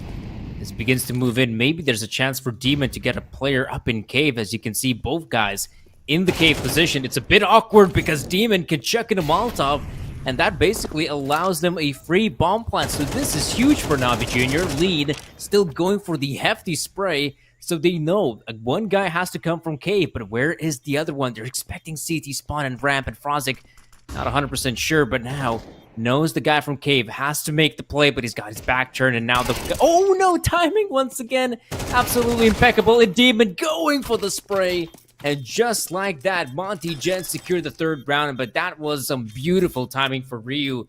He manages to save his life, I don't know, 2 or 3 times. Frozik goes in there, swings, expecting the player to be there, and he just doesn't see him, and just at the nick of time, Ryu comes in, and Monty Gen able to secure their third. Demon so close. That could have been an insane clutch from him on his behalf, but comparison between the two snipers, and that is still quite phenomenal for Cemetery, considering he is on the T side of things, guys. He still has a whole CT side to get that AWP out to make it work. So there is no doubt about that. The Cemetery is still going to move up the rankings a little bit more when it comes to switching the sides. It'll be tough to break such a stable AWPer. See if they can, though, as up close the fight is going to come. Flash as well, lean. Will he go for the swing? He will try and go for the engagement. Getting punished for it. Frozik with the beautiful kill. FNL getting dinked. Na'Vi Jr. have a chance to move their way in towards the B side now, as they know there's an AWPer and a player down low. You might as well just go for a straight up exec. Yeah, but look at the minimap as well. Monty Gen, full rotation towards the B bomb site. You still have a player in the form of Ryu who is contemplating of maybe, perhaps going for T-spawn. There's still the possibility, but it's all going to come down to whether his teammates can hold on the B side, because that is necessary. It's right now 45 seconds remaining on the clock. Rio is yet to be activated. And this looks like, yeah, this has to be the push on the B bomb side. The players from Na'Vi Jr. lining up the smoke grenades. At least 2 of them have been deployed. And now we can see the push happening. A Molotov from Shield. He should be forced out of position, but he goes through the smoke. He goes down eventually. Now Krabendi goes in cave. A good response from Jokes. Gizby goes down as well. Ryu is activated, but the button presses way too late. Frozik, okay, loses the fight against Ryu. Now it has become a doable 1v2. However, they know his position. Smoke comes in, and don't worry about it. The out bullet will be more than enough. And just like that, folks, Na'Vi Jr. come up with 9 rounds on the T side of Ancient, and Monty Gen struggling, only picking up the free. I'm not sure if those free rounds will be enough, but I mean, free is more than 1, because it kind of looked like they might just have that first pistol round victory, and that's it. Yeah, I mean, they definitely went on to make a little bit of a move at the end, but ultimately the momentum shouldn't have shifted too much. Still lots in the favor here for the team of Na'Vi Jr. If they can pick up the pistol, I would call the game to be a done deal. If not, maybe there's a showing here for Monty Gen still up on the board. Speaking of a great showing, see that banner on the top right? Skin.land, one of our new partners, of course, for buying and selling skins instantly. You can get up to $10 for free by using the code Apollo, which is very lovely. Get some more cash on your balance on that site. And get to trading. They also have Dota 2 and Rust, by the way. Yeah, looking back at some of the replays of the first half, I mean, yeah, Na'Vi Jr. has been looking solid, it feels like. Sure, it comes down to the clutch here. Luckily, Rio is able to secure the round win, but so far, I mean, it's been the Na'Vi Jr. show, and this is the kind of expected, I suppose. As Na'Vi Jr., once again, they got some great individuals on their side, and even though they might lose a few players, and you're thinking, oh man, how does Na'Vi Jr. bounce back from this? The same way they did initially, because of their players. Able to pick up some massive frags. Frozik as well, I recall that push on the A bomb side where he was out there on the A side with 20 points of health, somehow gets 2 frags because of it. And yeah, it's been looking like a solid T side, and admittedly, this is where things get even easier for Na'Vi Jr., right? On the CT side, all they got to focus on is just some good communication and hitting your shots. And this is exactly what they managed to do on the T side, plus some strats to boot. But here, it's not even going to be necessary. You're doing some good work. I mean, not so much people standing in that utility damage being quite low, but gotta say as well, it's interesting, right? Because your Opper is also gonna have the flashes, right, not been sent in too much. Shield, of course, having 9 enemy flashed as well, but for the side from Na'Vi Jr., a lot less flashes being used. You expect the T side to have some effectiveness in that, but that kind of shows the point what Na'Vi Jr. done a lot of times. They play a lot of contact play, and for the people that don't know what that is, that's you shift up towards the side until you get contact, and then you're constantly swarming in. So what you're trying to do with that, you're trying to not give away info early of which side you're going, and then as soon as a team sees you, you're going to try to spread out as far as possible. So Monty Jam will try to respond to that, but then all of a sudden there's 5, when they've only just realized there was only 1. And that is a very effective playstyle for mainly very good aimers, because you need to aim very well. You need to win out those fights. As soon as you're playing contact, you need to make sure you get those frags, because if you're not, of course there's no cover. There's already rotation, there's already quite a lot, and utility will definitely be placed on the side for Monty Jan. They will do an easy B-exec. Taking a bomb plant, getting Na'Vi Jr. this time around, and an opportunity to take the retake. It's a 5v5. It isn't the A side, it's B where they're playing. They've no flashes to flush out any of the players, so this will just be straight up fights when the smoke on CT fades.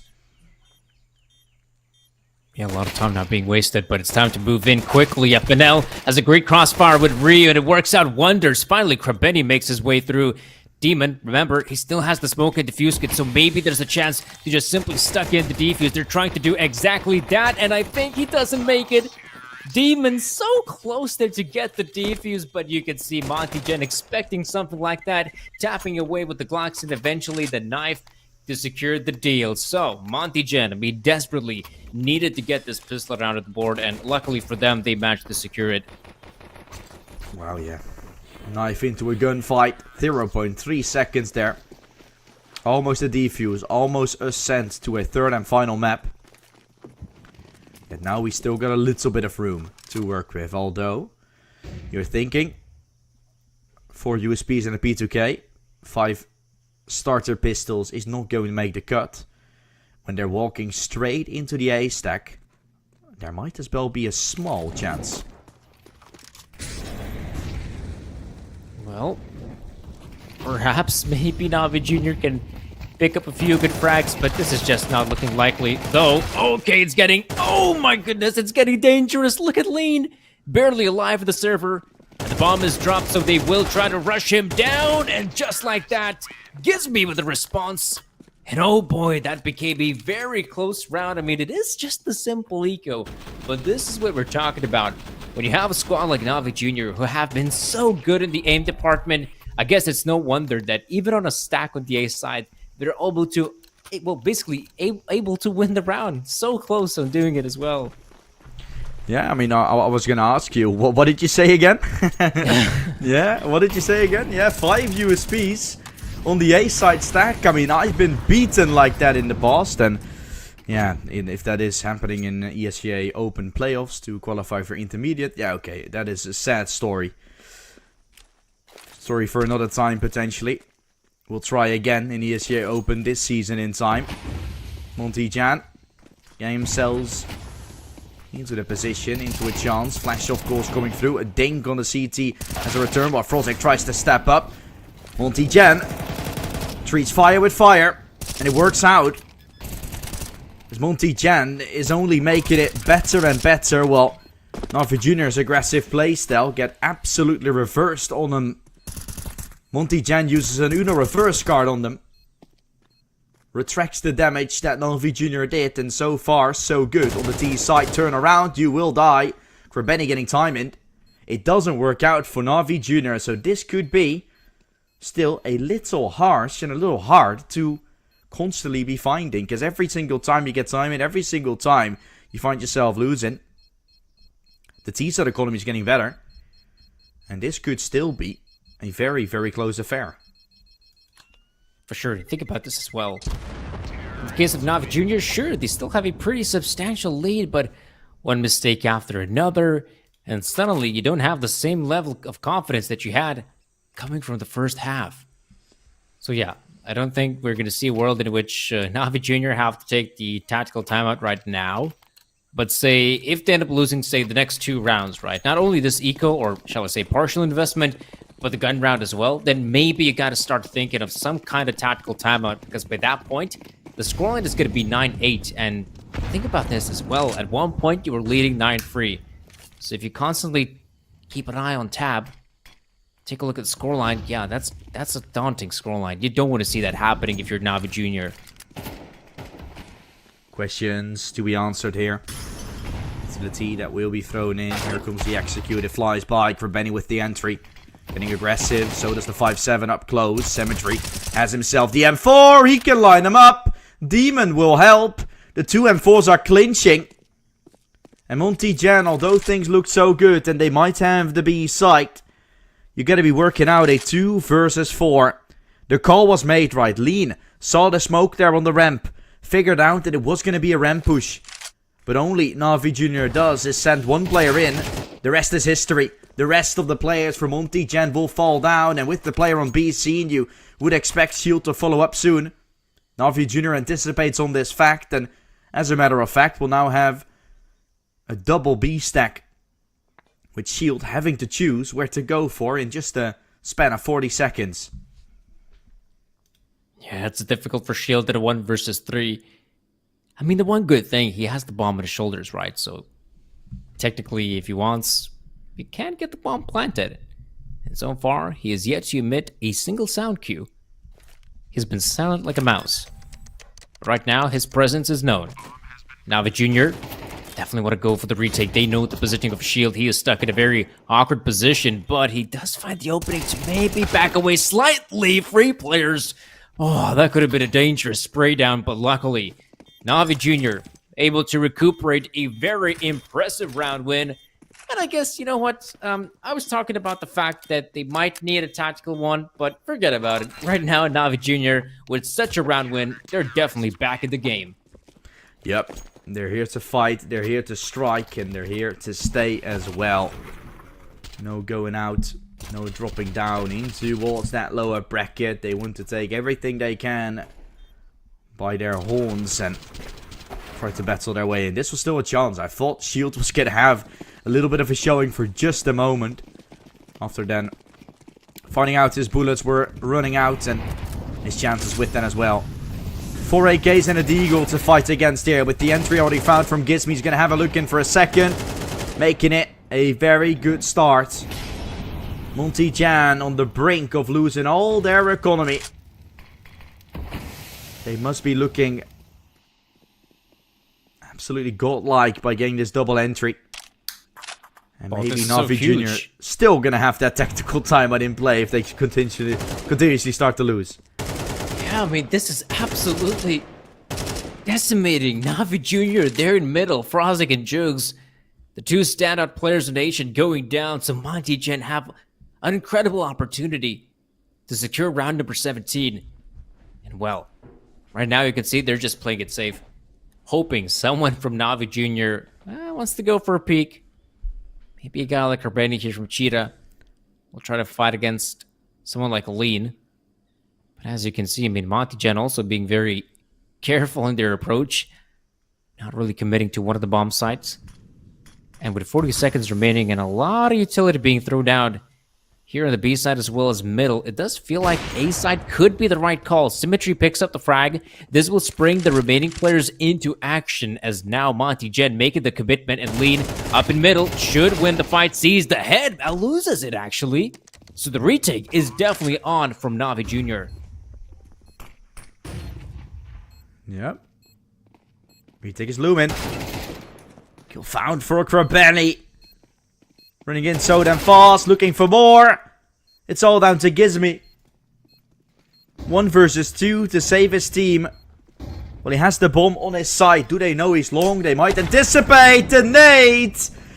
Kobe. And the round goes to Navi Jr.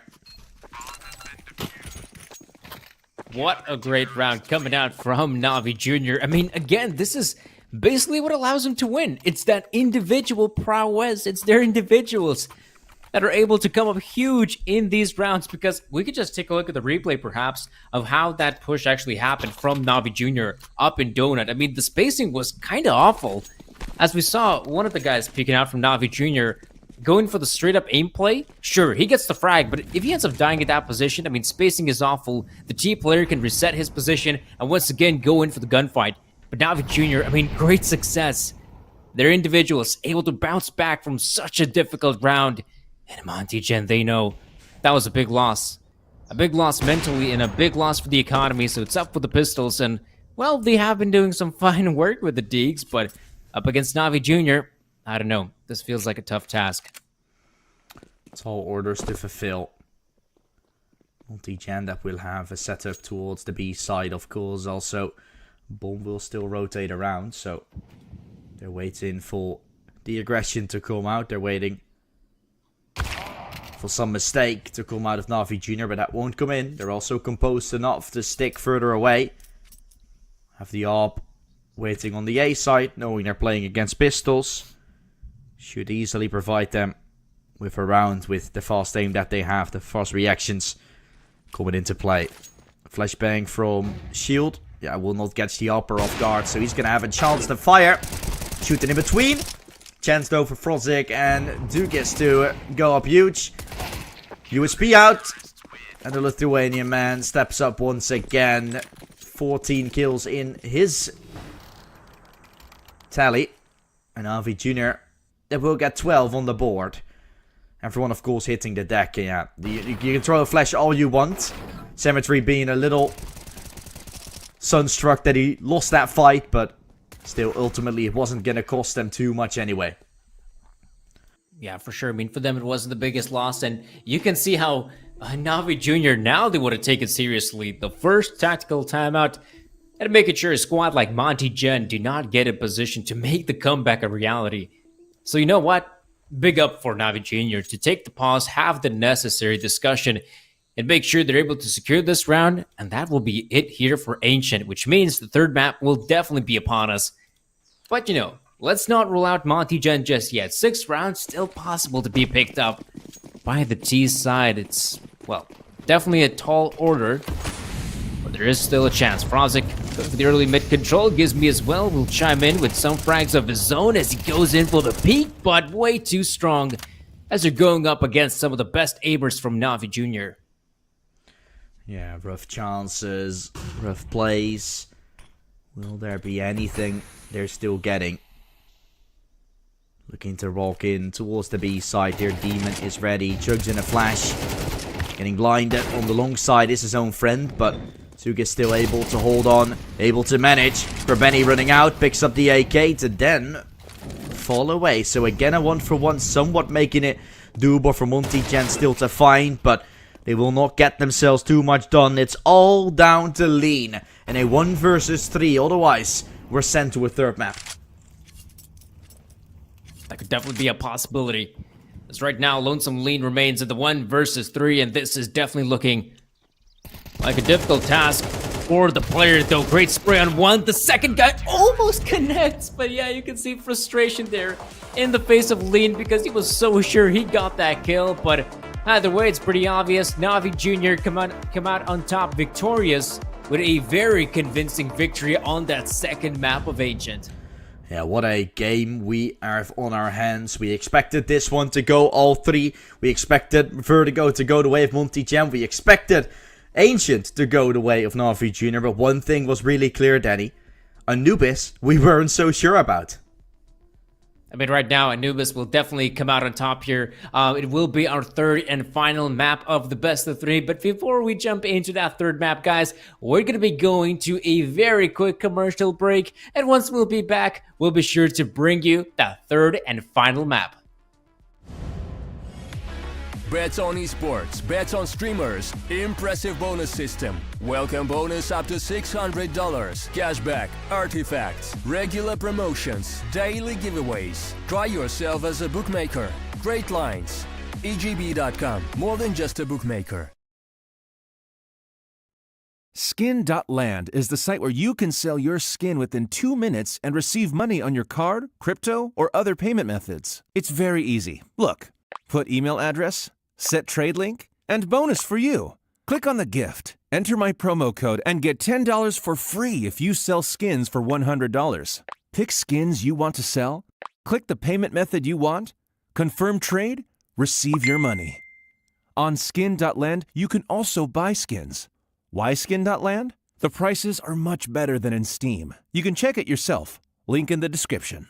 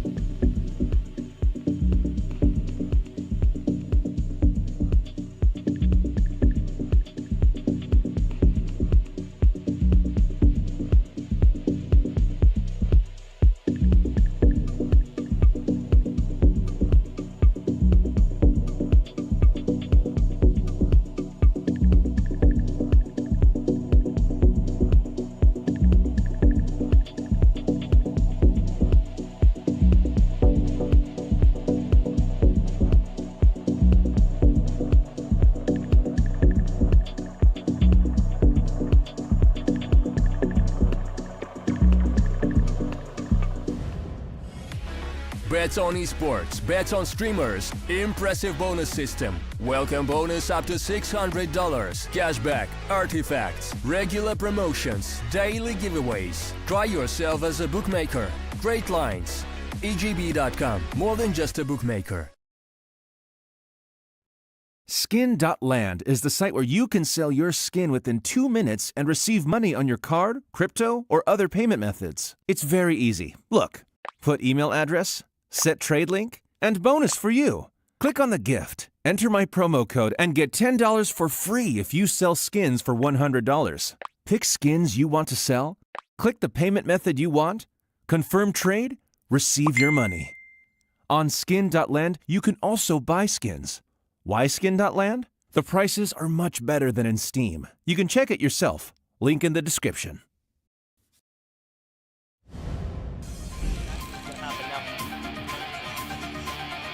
That's exactly what's gonna happen now as well. Easy. Checks it long, saw the mid, now has to go. Blue white on one, blue white on two. What was that? Blue white! Oh my goodness, could have been another frag. Easy. Lead pushing in through here aggressively. On the line once more. Lampada thinks there's going to be one. Checks to the left side and now takes them all. Oh, Lampada on the spray transfer gets. He hasn't had to wait for games right now, so he has to pull through for his team. How much can he find? That's what we want on music. Oh, the transfer! Down the spray transfer, beautiful. He knows where the last one is as well. Lampada on the scout. Oh my god! What Lampada? What was that? What is that? What just happened? It's 1-1 in this series. This is how we expected things to go, but now we're touching on unknown ground for either teams as well, because who is going to take it? I'm not too sure. One thing we know for sure is that we still get the same faces, me and Danny here covering the action for you guys here today, and Anubis as our decider. I mean, what are your thoughts, Danny? Because this game has gone exactly like we kind of anticipated. The only thing we didn't know was how Anubis was going to go, but how are you feeling about that?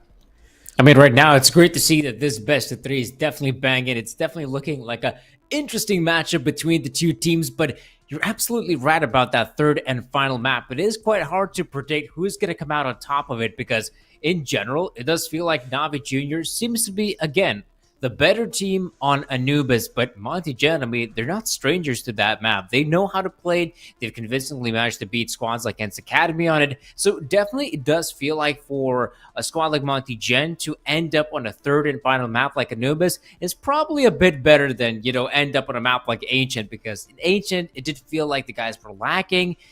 Their T sides didn't really look that good, but even more so their CT sides, in which they managed to scrape only those 3 rounds. So, heading into that third and final map, it's definitely going to be a toss-up between the two teams, but if I were to give an edge for either one, I would still have to go for Na'Vi Jr., right? Yeah, no, I think so too. I think you summed it up quite well. We're going to see how things will, in fact, be going forward here. And, of course, the Phase 2, because for the drawing of everybody, the winner will be making it into the Grand Final, where they're going to have a chance to show up Monday against the winner of the matchup between Nexus and Copenhagen Wolves against the loser of this game. So the team that loses won't be out yet. They will get a second chance tomorrow to show up what they're made of. And then we know on Monday how it's all going to be finished and which team will join the likings of the other teams inside of the finals that will be happening somewhere later on after the 4 series have been done. A very nice tournament circuit that we've sort of created here in this Apollo 1 series. Oh boy. Hashtag take me to Lisbon. I mean, ooh, that's going to be exciting as well. We have to take a look at what that will all bring. But for now, we're going to bring all the action here for you guys in this final matchup. Of course, Anubis, as I know, both teams, I've seen them both on it, right? You mentioned it as well. Monty Chen have showed up in the past. Same for the likings of Na'Vi Jr. as well. I feel like, yeah, as you mentioned, Na'Vi Jr. should have a slight edge going forward. But the way I've seen Monty Gen play as of late, I don't count them out necessarily. I feel like they have the ability to definitely recover. We saw that on the map of Ancient as well, when things looked very dire, very grim. 9-1 down, they were still able to draw. It was 8-1 down. They were still able to draw away 2 rounds and made it look like there was something up in the air, making the pistol, the follow-ups and everything, getting that resilience to make that comeback. I feel like there's definitely something up in the air here for Anubis to fight, and I don't know which side they're going to start on, but if you can get a good grip and if you can start on that T side, this is one of the maps where you can actually start off good and get a grip, or on the CT side, do some cheeky stuff, get some lucky rounds, and then have a pretty easy T side to still convert. So there's some things to be said about this, but all in all, a very, very nice map that we're going to watch. And even then, I mean, you say some lucky rounds, but I'll say this on a map like Anubis, as a CT team, you have to be incredibly proactive. What I mean by that is that you cannot simply, just play the default setup like having 3 guys on B, 1 guy in mid, and say 1 guy on the A bomb side.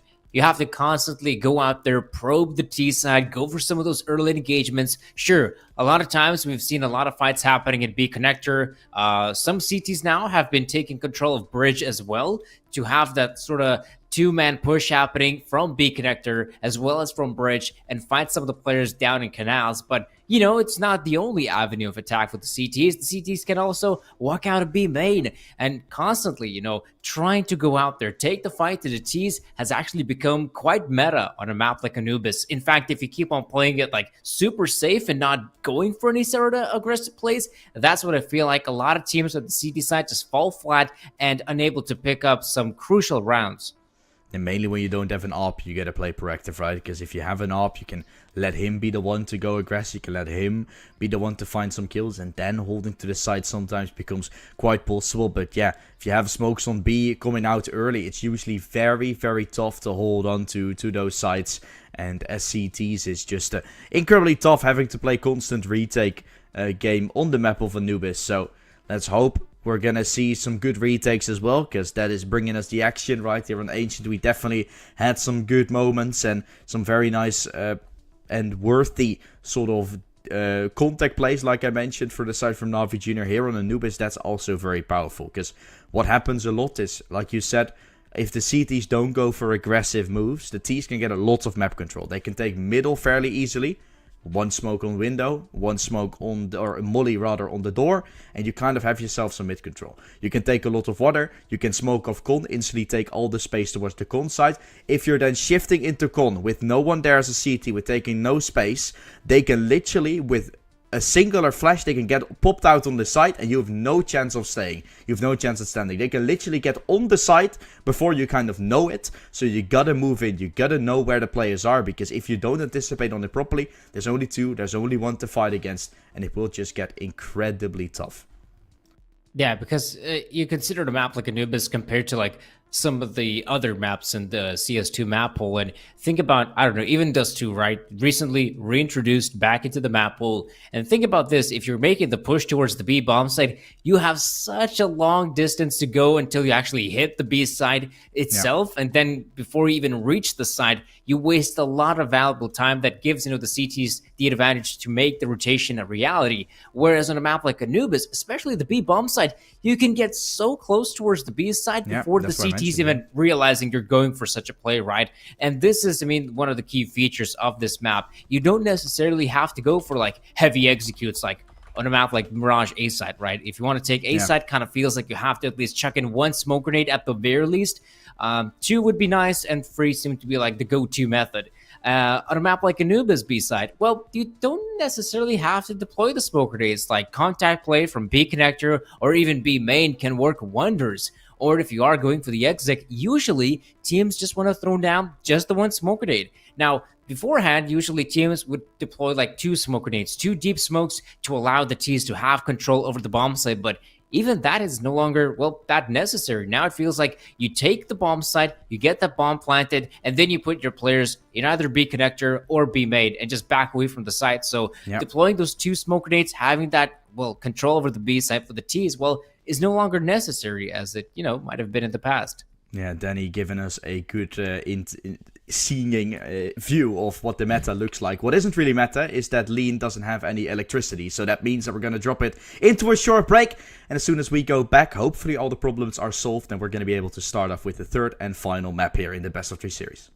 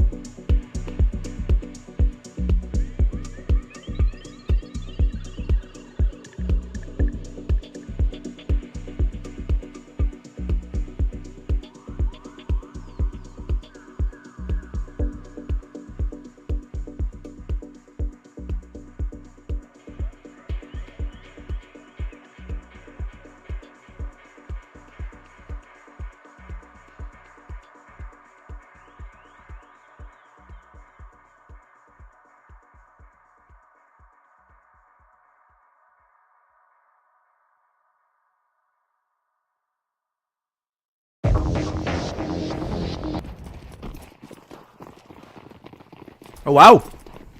Yep, straight into the battle here on Anubis, our third and final map of the best of three, and looks like it is going to be a battle of knives, which will decide that it is, in fact, Navi Jr. kicking things off here with the side of their choice, which I do believe should be the T side. However, if we take a look at the CT side in the form of Monty Gen, we got a player whose nickname is XD, XD, XD, XD. Okay. I think I have an idea who that guy is. I'm not sure anymore. I think he used to play. It's a Polish guy, I think.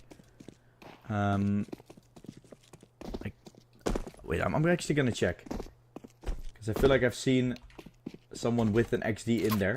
No, actually not. Okay, XD. Interesting, to say the least. We'll have to figure out how he's gonna play. But that will make the Monty Gen side a whole lot less sophisticated.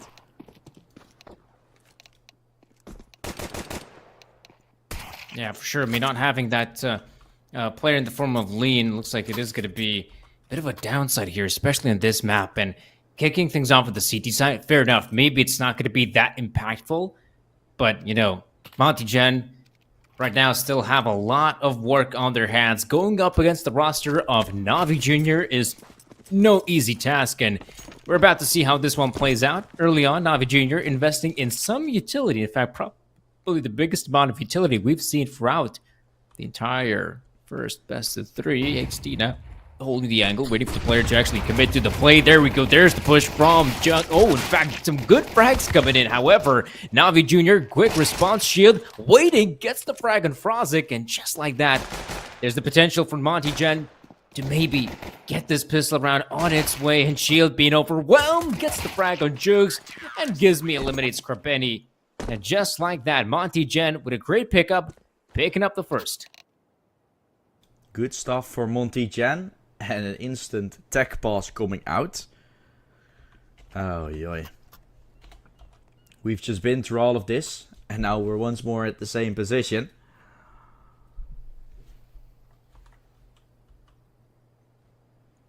Yeah, it looks like we do have still a bit of a tech pause coming in here. Let's hope it's not going to be something of note.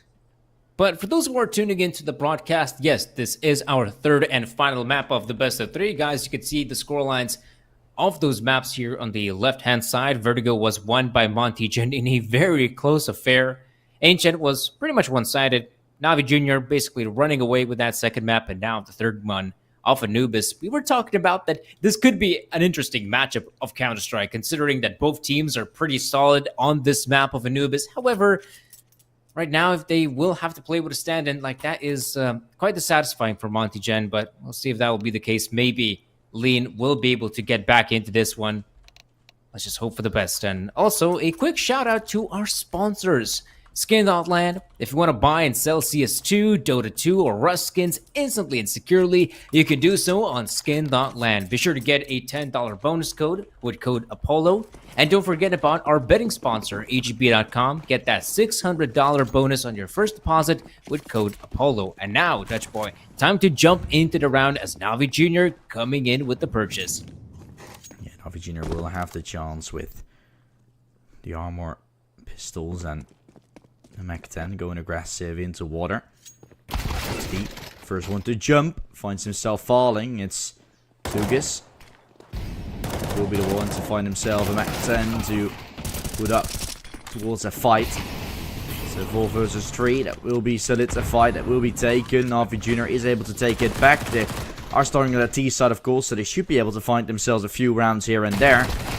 Ryu will try and stop that, though, with the MP9. He's doing some good work. Out of bullets still.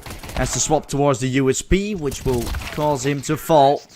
And a second one falling flat right beneath the feet of Navi Jr. It's themselves getting the first. Grip in this game strengthened. And again, a team that picks up a pistol and the other taking the next round. It seems like you've always seen this. Yeah, it has become, I'd say, a bit more common in CS2, right? One team winning the pistol, but those 4 spies are still dangerous, especially with the T's going in for that second round investment after they get the bomb plant, sure. Now with the update coming in, at least they don't have, for example, if they go for the force spike, they might get Galils, but not necessarily, you know, a smoke grenade and a flashbang. So it basically comes down to just raw aim. However, that second round force spike is still very dangerous to go up against them.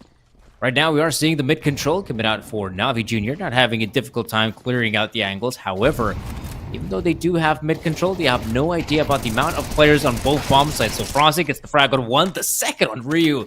Now they know the A side is at least softened up. If Jokes gets the frag on Shield, that really opens up the side.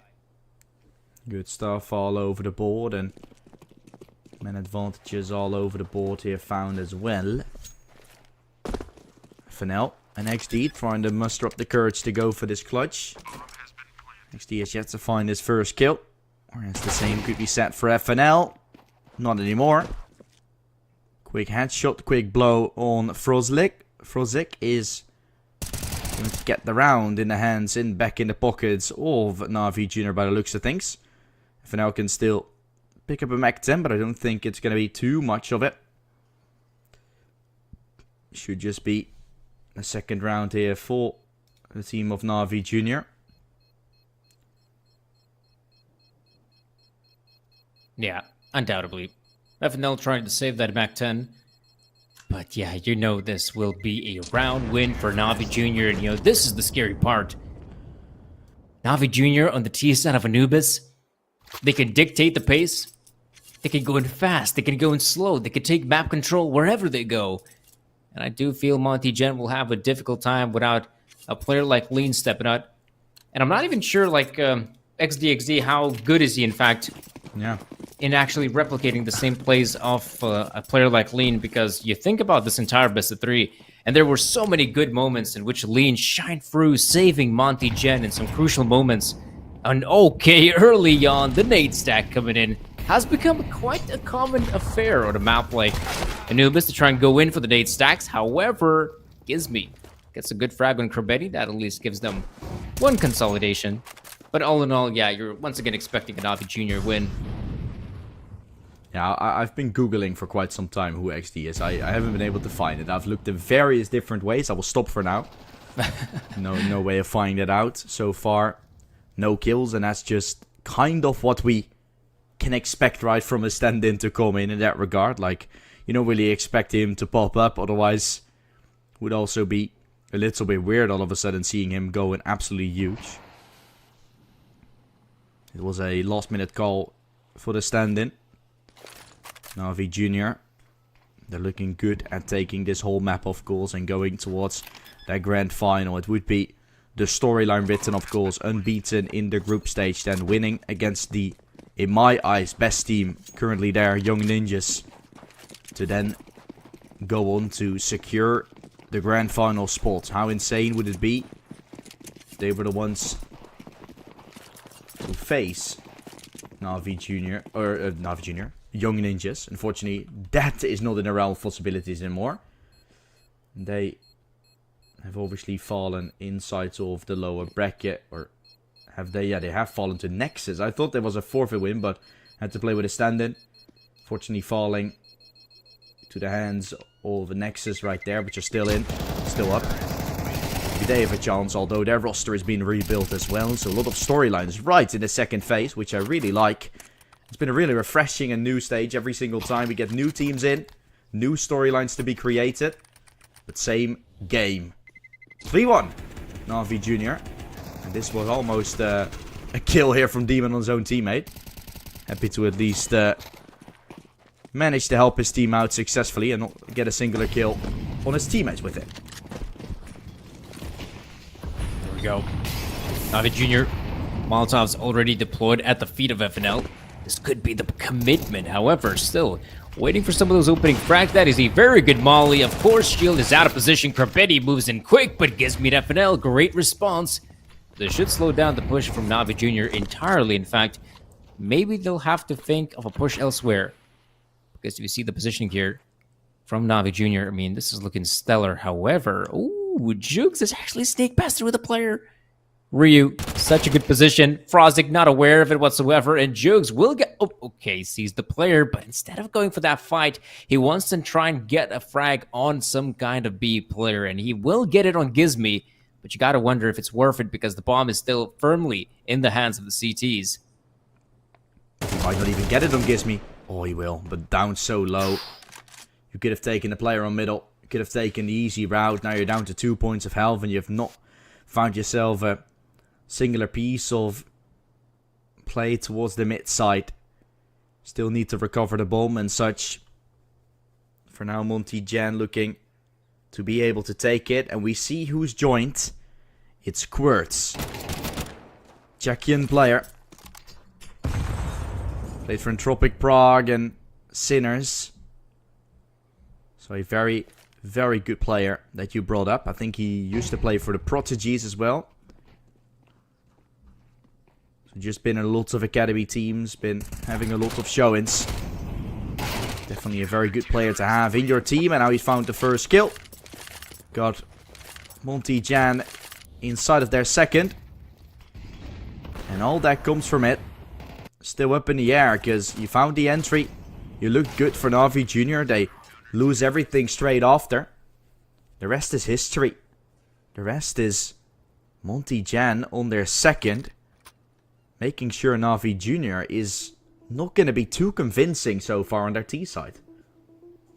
Yeah, admittedly, I mean, the previous round kind of felt like they didn't really give it their all entering the B-bomb site. It felt like once they finally met that resistance from Monty Jen, they didn't really know what's up next. Because maybe they just wanted to push the B-bomb side and just be done with that round, right? But they kind of failed on the initial frags, and so it's going to come down to Monty Jen with the pickup. It's a good start for the CTs, and we finally have some info on the player here who has joined us. It is Kverts. And well, consider this as well. Na'Vi Jr. going up once again for the mid control, and Gizmy has been doing some fine work. So if you want to eliminate a guy like Gizmy, you got to check in the Molotov. That's good, but the smoke comes in, and it's Frozik to win the fight. Gizmy falling. Entry found. You need the T side to step up. You need the T side to find some success. Kurtz jumps around the angle to give FNL a chance. What a flick shot is that from Cemetery. Chance once more. Shield as well on the angle. The AWP needing some combat AWPing. He's pretty good at that. He needs to step up. Needs to do some stuff. Well, Cemetery himself is going to have a showing as well. Chugs in an 8. Shield goes even more aggressive. You would think AWP might want to fall back at some point. But Shield is going to fight to the death. No scope required for Cemetery. Goes for the quick scope instead. Will still be successful. All down to Ryu. Up close, needs to get this fight, but he loses it against the AK. That would have given him a 1v1 against the AWP. Possibly a little bit of an easier one to take, but no cigar. Ultimately, Na'Vi Jr. It was a close round, but they take it. Absolutely. A solid performance coming out from Na'Vi Jr. once again. Monty Jen, admittedly though, good shots from Shield to try and slow down the push, but once again, you're facing the squad of Na'Vi Jr. Those individuals can frag out of their minds, and admittedly, it's really hard to go up against. And Kurt so far, I mean, not having the best of showing, but I guess luckily for him, he could still have his opportunities to shine. Na'Vi Jr. contemplating again hitting the B-bomb site. We're seeing a bit of a stack here, 3 players, and the rifle in the form of FNL. It's up close. They could do some fine shooting with the gun, maybe even cause an AK pickup. There we go. The AK-47 goes in the hands of Monty Jen, but you can see Na'Vi Jr. fully committing towards the A side. Surely got to check in a Molotov in Fountain. Or that. The dry clear is also good, and the bomb plant is imminent. Na'Vi Jr. will have their 5th. Looking good, looking sweet. Na'Vi Jr. getting themselves so much control over towards that A site. You can really see they've been in a struggle already. It hasn't been the easiest of games for Monty Jen. Also starting off straight with that stand-in, of course, coming in. You feel like you can start, you feel like all is good, then your teammate's electricity falls out, you're thinking, can we still play, can we still go? And then all of a sudden, yeah, we got a replacement coming in. Oh yeah, he's gonna have to come in last minute though. We haven't really practiced with him. We haven't really played with him, aside from scrims. Now playing against a full-on structured Na'Vi Jr. And you're also going to start on the CT side of Anubis. One of the hardest sides to play when you have no idea what's going on in terms of the rotations and such, right? What Quirts does a lot is he's now used as a bait, because they just don't really know how to use him. Yeah. A good experienced player, but you need to trust him on rotations as well. You need to make it very fluent on the CT side of Anubis, which, of course, cannot do if you haven't played with each other. For sure, in that sense, it's definitely not easy to have a standard. Perhaps it's a bit better to have a guy like this on the CT side. And this is, if you're Monty Gen, perhaps the side of the map in which you want to pick up the majority of the rounds. I don't think it's going to be easy, but they have to give us their best shot. Right now, we are seeing a kind of a slow round from Monty Gen, not really going for anything too aggressive, but a two-man setup towards A. Believing this has to be the A-side commitment for you. Oh, playing right behind the smoke. Could win the fight against Jokes, but the flashbang works out for Jokes and not for Ryu. And Gizmy with the MP9. He's been so solid in mid, and once again he picks up 2 massive frags, and Navi Jr. looks like this will be the commitment. Shield, though, picks up the frag on Jokes. This will slow down the inevitable push as Shield picks up 2. Leaving it up to Lonesome Krabetti. This will be a very difficult round for him to work at, and as we can see, a player already in heaven in the form of Gizmy should have no difficulties. However, timing is everything, and Krabetti, jeez. I'm quite surprised he survived for as long as he did. Yeah, looking sweet. Monty Chan. Now to take some quick peek into this game.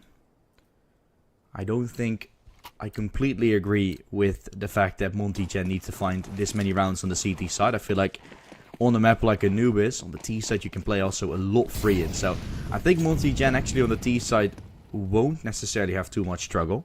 Sure, the executes and such will be a little bit rough, but it's a lot about defaulting. It's a lot about putting a person like Words, for example. Okay, he can hold on B. He can hold on for the B aggression. You can regroup and play an exec. It's really straightforward the way Anubis usually is played, although you need to have the certain pieces together.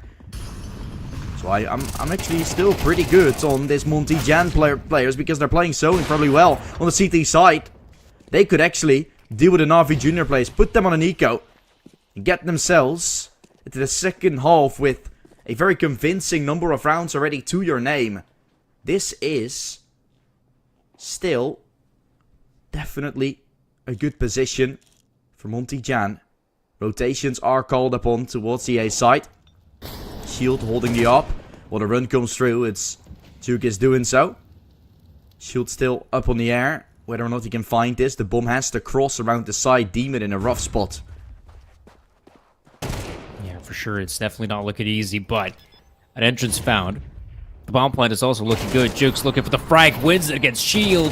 Knows there's a player coming out of camera, wins the fight as well. Some quirks remaining in 1v2, but he simply can't pull it off. What a masterclass of a round from Navi Jr. Really well played. Entering the A bomb set at a 4v2 like that, it is difficult. But he managed to eliminate the first guy, and from there on out becomes a lot easier for Jukes and company to win out the round. But damn, I gotta admit this as well. Like, Gizmy has been really solid here in middle. In fact, by his lonesome, he's constantly picking up 2 frags, and I mean, this is more than enough from a guy playing in middle. Usually, once he sees the pressure coming in, he should be backing away. But in the case of Gizmy, I mean, he's been doing fantastic work going up there, fighting the players. It is the other areas of the map, like the A bomb set, the B bomb set, that have been, well, almost consistently falling apart. Yeah, things are looking good. Really love what I'm seeing. Sure, areas of the map falling flat. But as soon as you're holding things down, of course, Navi Jr. is the one that wins out that round in the end. Oh boy. This second half will still get very dicey. Navi Jr. CT side. I'm also looking forward to their aggression there, their proactiveness. They will be putting up reactions, they will be putting up plays. They will certainly have a show in for us here. At the ending stages, the latter stages of this map. Cemetery opening up very well. Up from him finding frags, and the M4 that wasn't able to follow. It's all down to Ryu, who should be able to get nothing done. Maybe he's going to be able to find Cemetery on 20 points of health, but seen too soon. to do too much, and Krabeni will be the one to find the kill in the end. So that's 7 found for Na'Vi Jr. And my whole point about the fact that 5-5 was going to be great, considering they're now only going to have 3 rounds, it's still very, very rough. They needed a little bit more in order to show for something. Yeah, I agree. I mean, something like Monty Gent, they definitely need just a lot more rounds here on the CT side of Anubis, because this feels like the area of the map in which they can still contest Na'Vi Jr. Once we switch sides, which will be inevitable, it feels like that will just not go their way. And look at this as well. Shield, he's been pretty decent here on CT side of Anubis. It's no wonder he goes out there, looks for the early engagement, but sadly though, you have to go up against a guy like Symmetry. And he's just way too good right now. Na'Vi Jr. find the opening frag. Once again, they try and challenge Gizby, but they fail, as he once again shall not let them pass. But it's Na'Vi Jr. who now book it towards B. Smoke there from Krabeni, flashbang as well, so you have one player coming out of B connector, but the main push is happening through main. And Krabeni waiting, perhaps gets a chance, but they're so hyper-focused on B connector, there should be an opening from B main, and that's exactly the case. Symmetry and Jugs entering the bomb side. They have full control of it, and Gizmy with Ryu, they just have to back away and save their guns. Yep, running away, giving over the side, and that's an easy find to pick up. Such a good performance from Na'Vi Jr.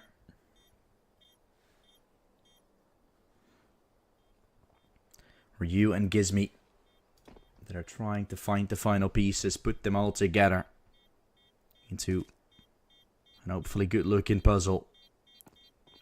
Although that will ultimately not be working, of course. They will also look to keep their weapons. So you gotta be careful. Might want to take this AK, although it might be a little bit of a bait. No one pushing though. You get the money if you are Na'Vi Jr. So staying composed when I don't think it's necessarily needed. It's not like he's really gonna do anything with it in that final round. You might as well just want to run in and try to take the AK away.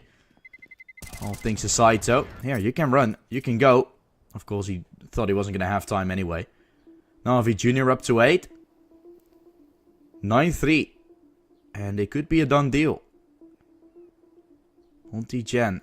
I still want to see what they can bring on that T side with Quirts. But yeah, Quirts so far, I mean, you're talking about then 5 individuals, right? Playing a lot on the solo side. Quirts being a pretty experienced player. A nice youngster that can step up individually. He's not really showing that. And then you're wondering what will happen on the T side if you're playing for the individuals, right? You gotta have Quirts with you. And maybe he's been called upon without any warm-up to play this game, so he cannot do too much about it, but that will still be a tough pill to swallow for Monty Jan. Yeah, I agree. It's definitely a tough pill to swallow. And Gizmy, once again, out here in Bridge, like, he's been so solid in this position. I'm quite surprised Na'Vi Jr. still would have contested, but finally, some proper aggression coming out from Monty Gen. The big problem is they decided to do it just at the time in which Na'Vi Jr. want to hit the B-bomb. So you can see they're practically breathing down the site, and they will enter it. Frozik, though, gets caught out, does he, though? Frozik, fantastic pickup. Now they commit towards the site. Shield has made the rotation a reality, so... Okay, it's not a lost round for Monty Gen. No, no. You have players in B connector. They are not in the best position, but... this will cause a rotation from Na'Vi Jr. They want to back away from the B-bomb side, and once again, they're going in middle. Making their way through. Op is watching from Shield. Getting ready for a swing from Na'Vi Jr. to come out. Symmetry, of course, with the Op. Still trying to watch towards the B side. This setup looks promising. There's all the pieces you would require. In the meantime, setting a player up behind the door as well. Waiting for a rotation. And maybe a flash that will be chugging in. Ryu should be aware. After he regains his vision, it's Frozik to fall. Atuk is trying to walk his way through. At the same time, Ryu tries to jump right into the hands of it. Lift away and trying to continue the spray, but he won't. Bert's finally able to set footing in this game and insta-halve off in a 4-round fashion. Monty Gen, 4 scrambled rounds in the half. Let's see how they will do in the second.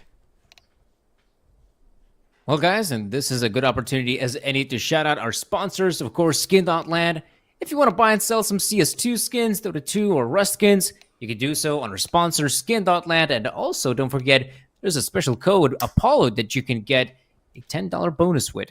And also, a shout out to our other betting sponsor. It is EGB.com. Be sure to type in !EGB, and you can get a chance of a $600 bonus on your first deposit with our special code, which is, da-da-dum, once again, Apollo.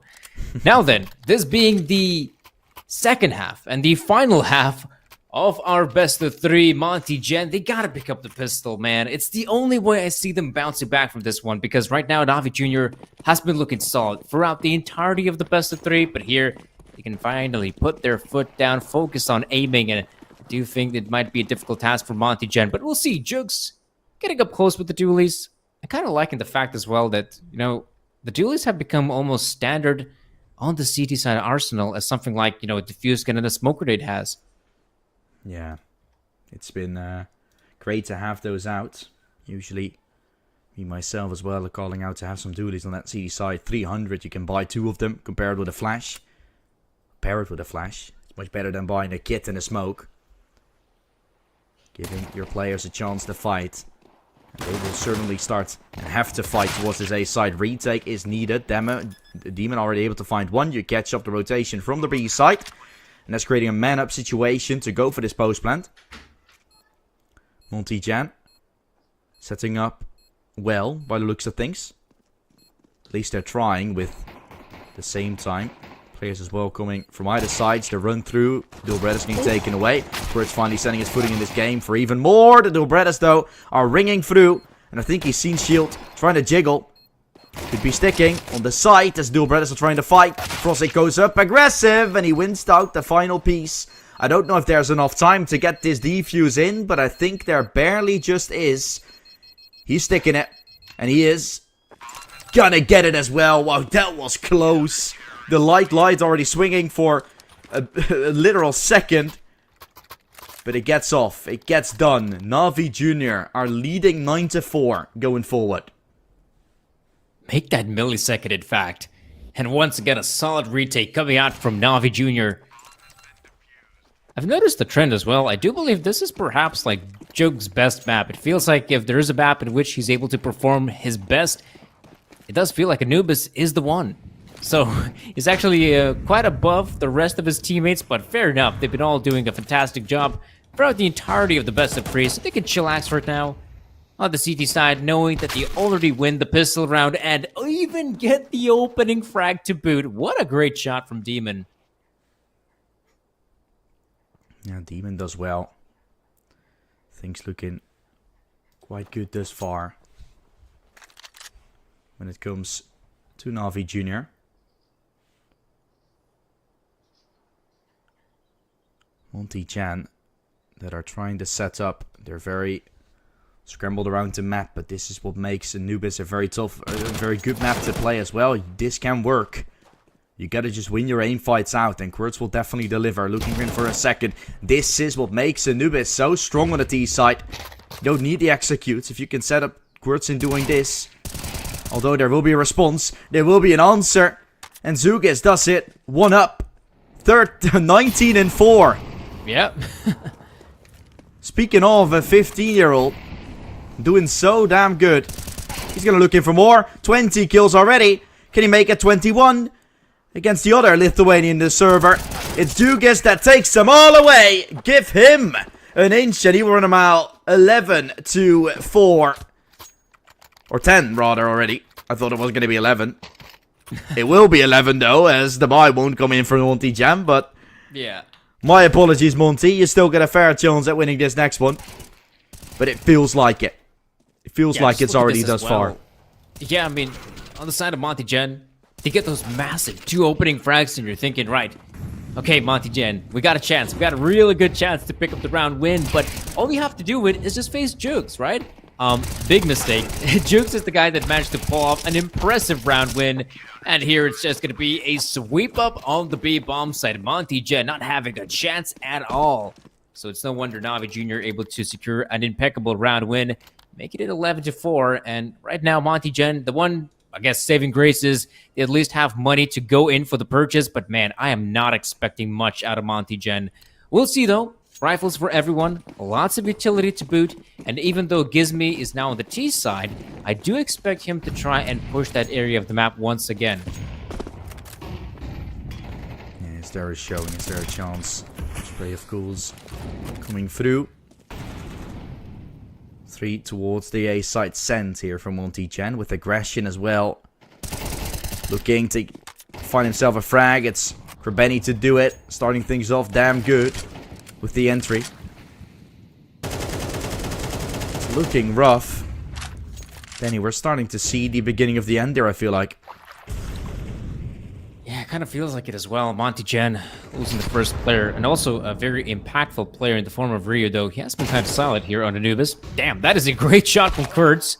Nice pickup on the one guy, but not finding anything more than that. FNL, though, pokes his head around, hoping to get the better of these guys on site, but as we could see, Monty Chen now full focus on hitting the A side. Lonesome Jokes is here. Hasn't deployed his utility just yet, but now he has been spotted. So, does he want to go in for the fight? Perhaps playing it safe would be the better choice, as he doesn't want to lose his life that easily, though the bomb plant will commence here. And Navi Jr., they know this has to be the commitment. However, the rotation is actually really slow. It will finally come in. And Frozig even spots out the guy in middle, so it's all up to Lonesome Gizmi, and he goes down eventually. So what a stellar performance there from Navi Jr. Once again, a slow rotate, sure, but don't worry about it. He got some great positions from the CTs, and that is more than enough to secure the round win. Yeah, once more a good show, and once more the CTs doing what they're made for. Navi Jr. playing a stellar map that is looking like could be the final one of this best of 3. This is going to be the final one, but the final rounds as well that are being played just now. Oh boy, oh boy. It is looking like we're about to end. Monty Chen, what can they still do? Is there anything that they still have to show for here? Cemetery going aggressive together with Demon. They're running their way out. Getting a little chip. That's all she wrote with Monty Chen taking space over the mid side. Kurtz is going aggressive. First one to find some kills. He's doing so. The nade on FNL will be good for a singular. Tugis is ready for this play to come out. A flash that he will still dodge. Then walking through the smoke is Krabeni getting taken away. They're able to take the site and they're going fast. Mid to A split coming in. Monty Chen doing so successful, but it's one off of many they're still going to have to find. This has been a really solid response coming out there from Monty Chen, not giving up that easily. But again, the scoreline, it's so daunting. There are so many rounds they're supposed to win to make this competitive, but I just don't see it happening. Perhaps, though, they'll give it a shot. But Navi Jr. on the cusp of victory, and Monty Chen, let's do some counting. They're going to have to win 7 rounds in a row. Now, there definitely will be some gun rounds sprinkled in and alongside some eco, so perhaps we're talking about like winning 3 or maybe 4 gun rounds. But even then, I mean, this is such a difficult task for Monty Chen. Yeah. Still going to be hard. Still not going to be easy when you look at things.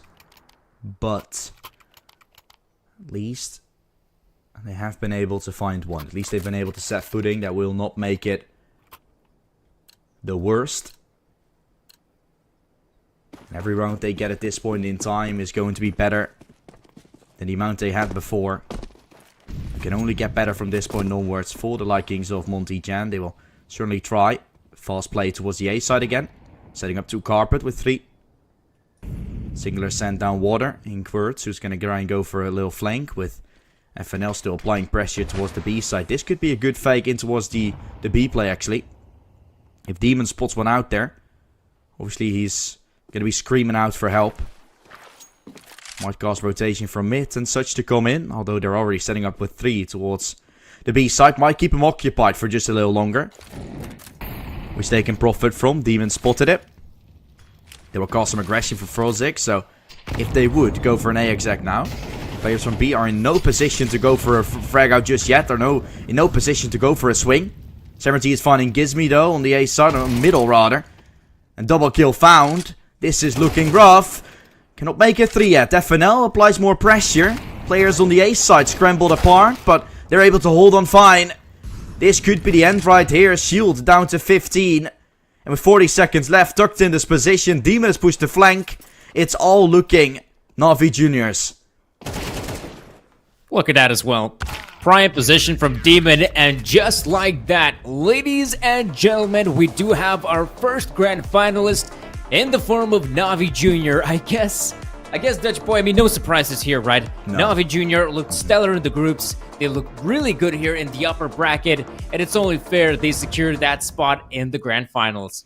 Yeah, it's only fair to say so, of course. Stand-in will never be a fun time, of course, for the team of Na'Vi Jr. or for the team of Monty Jan, but they will still have that chance to show for inside of the lower bracket. That is obviously yet to be updated here in the bracket, but that lower bracket final, Monty Jan will go towards, so going down there. Oh, wow. Okay, that was a beautiful timing. That wasn't even intentional. I thought we were just going to have that, but getting updated in the meantime. Copenhagen Wolves and Nexus, of course, they're going to battle out tomorrow to see who's going to have that second finalist spot. Maybe the question for you, Danny. Who do you think is going to join Na'Vi Jr.? Ooh, that's a difficult thing to say, but I kind of want to say it might actually be Nexus Gaming. You know what? I think that Nexus Gaming should be able to win their matchup against Wolves. They go up against Monty Gen, and maybe I kind of feel like Nexus Gaming have what it takes to win it out. But either way, if it's Nexus Gaming or Monty Gen who has to face off Na'Vi Jr., I expect a really good matchup once again. And I mean, it is kind of a shame that, you know, Monty Gen coming into that third and final map did not have their star player in the form of Lean, but you got to do what you got to do, and still having a chance to return back to the grand finals, I think it's pretty good for Monty Gen. Yeah, that will be insane to have that opportunity for it. I love being here once again, guys. We have wrapped it all up that we should. We know who's going to be our first grand finalist, and I look forward to seeing what's going to happen tomorrow. For me, unfortunately, this will be the final cast from this phase that we're doing. You will see my face back again in the third phase and onwards, of course. But I hope you guys all enjoy the games tomorrow and Monday to finish off the second phase, because they surely will be some amazing ones to watch out for. Until then, see you guys, and until next time. Bets on esports, bets on streamers, impressive bonus system. Welcome bonus up to $600, cashback, artifacts, regular promotions, daily giveaways. Try yourself as a bookmaker. Great lines. EGB.com, more than just a bookmaker. Skin.land is the site where you can sell your skin within 2 minutes and receive money on your card, crypto, or other payment methods. It's very easy. Look. Put email address, set trade link, and bonus for you. Click on the gift, enter my promo code, and get $10 for free if you sell skins for $100. Pick skins you want to sell, click the payment method you want, confirm trade, receive your money. On Skin.land, you can also buy skins. Why Skin.land? The prices are much better than in Steam. You can check it yourself. Link in the description.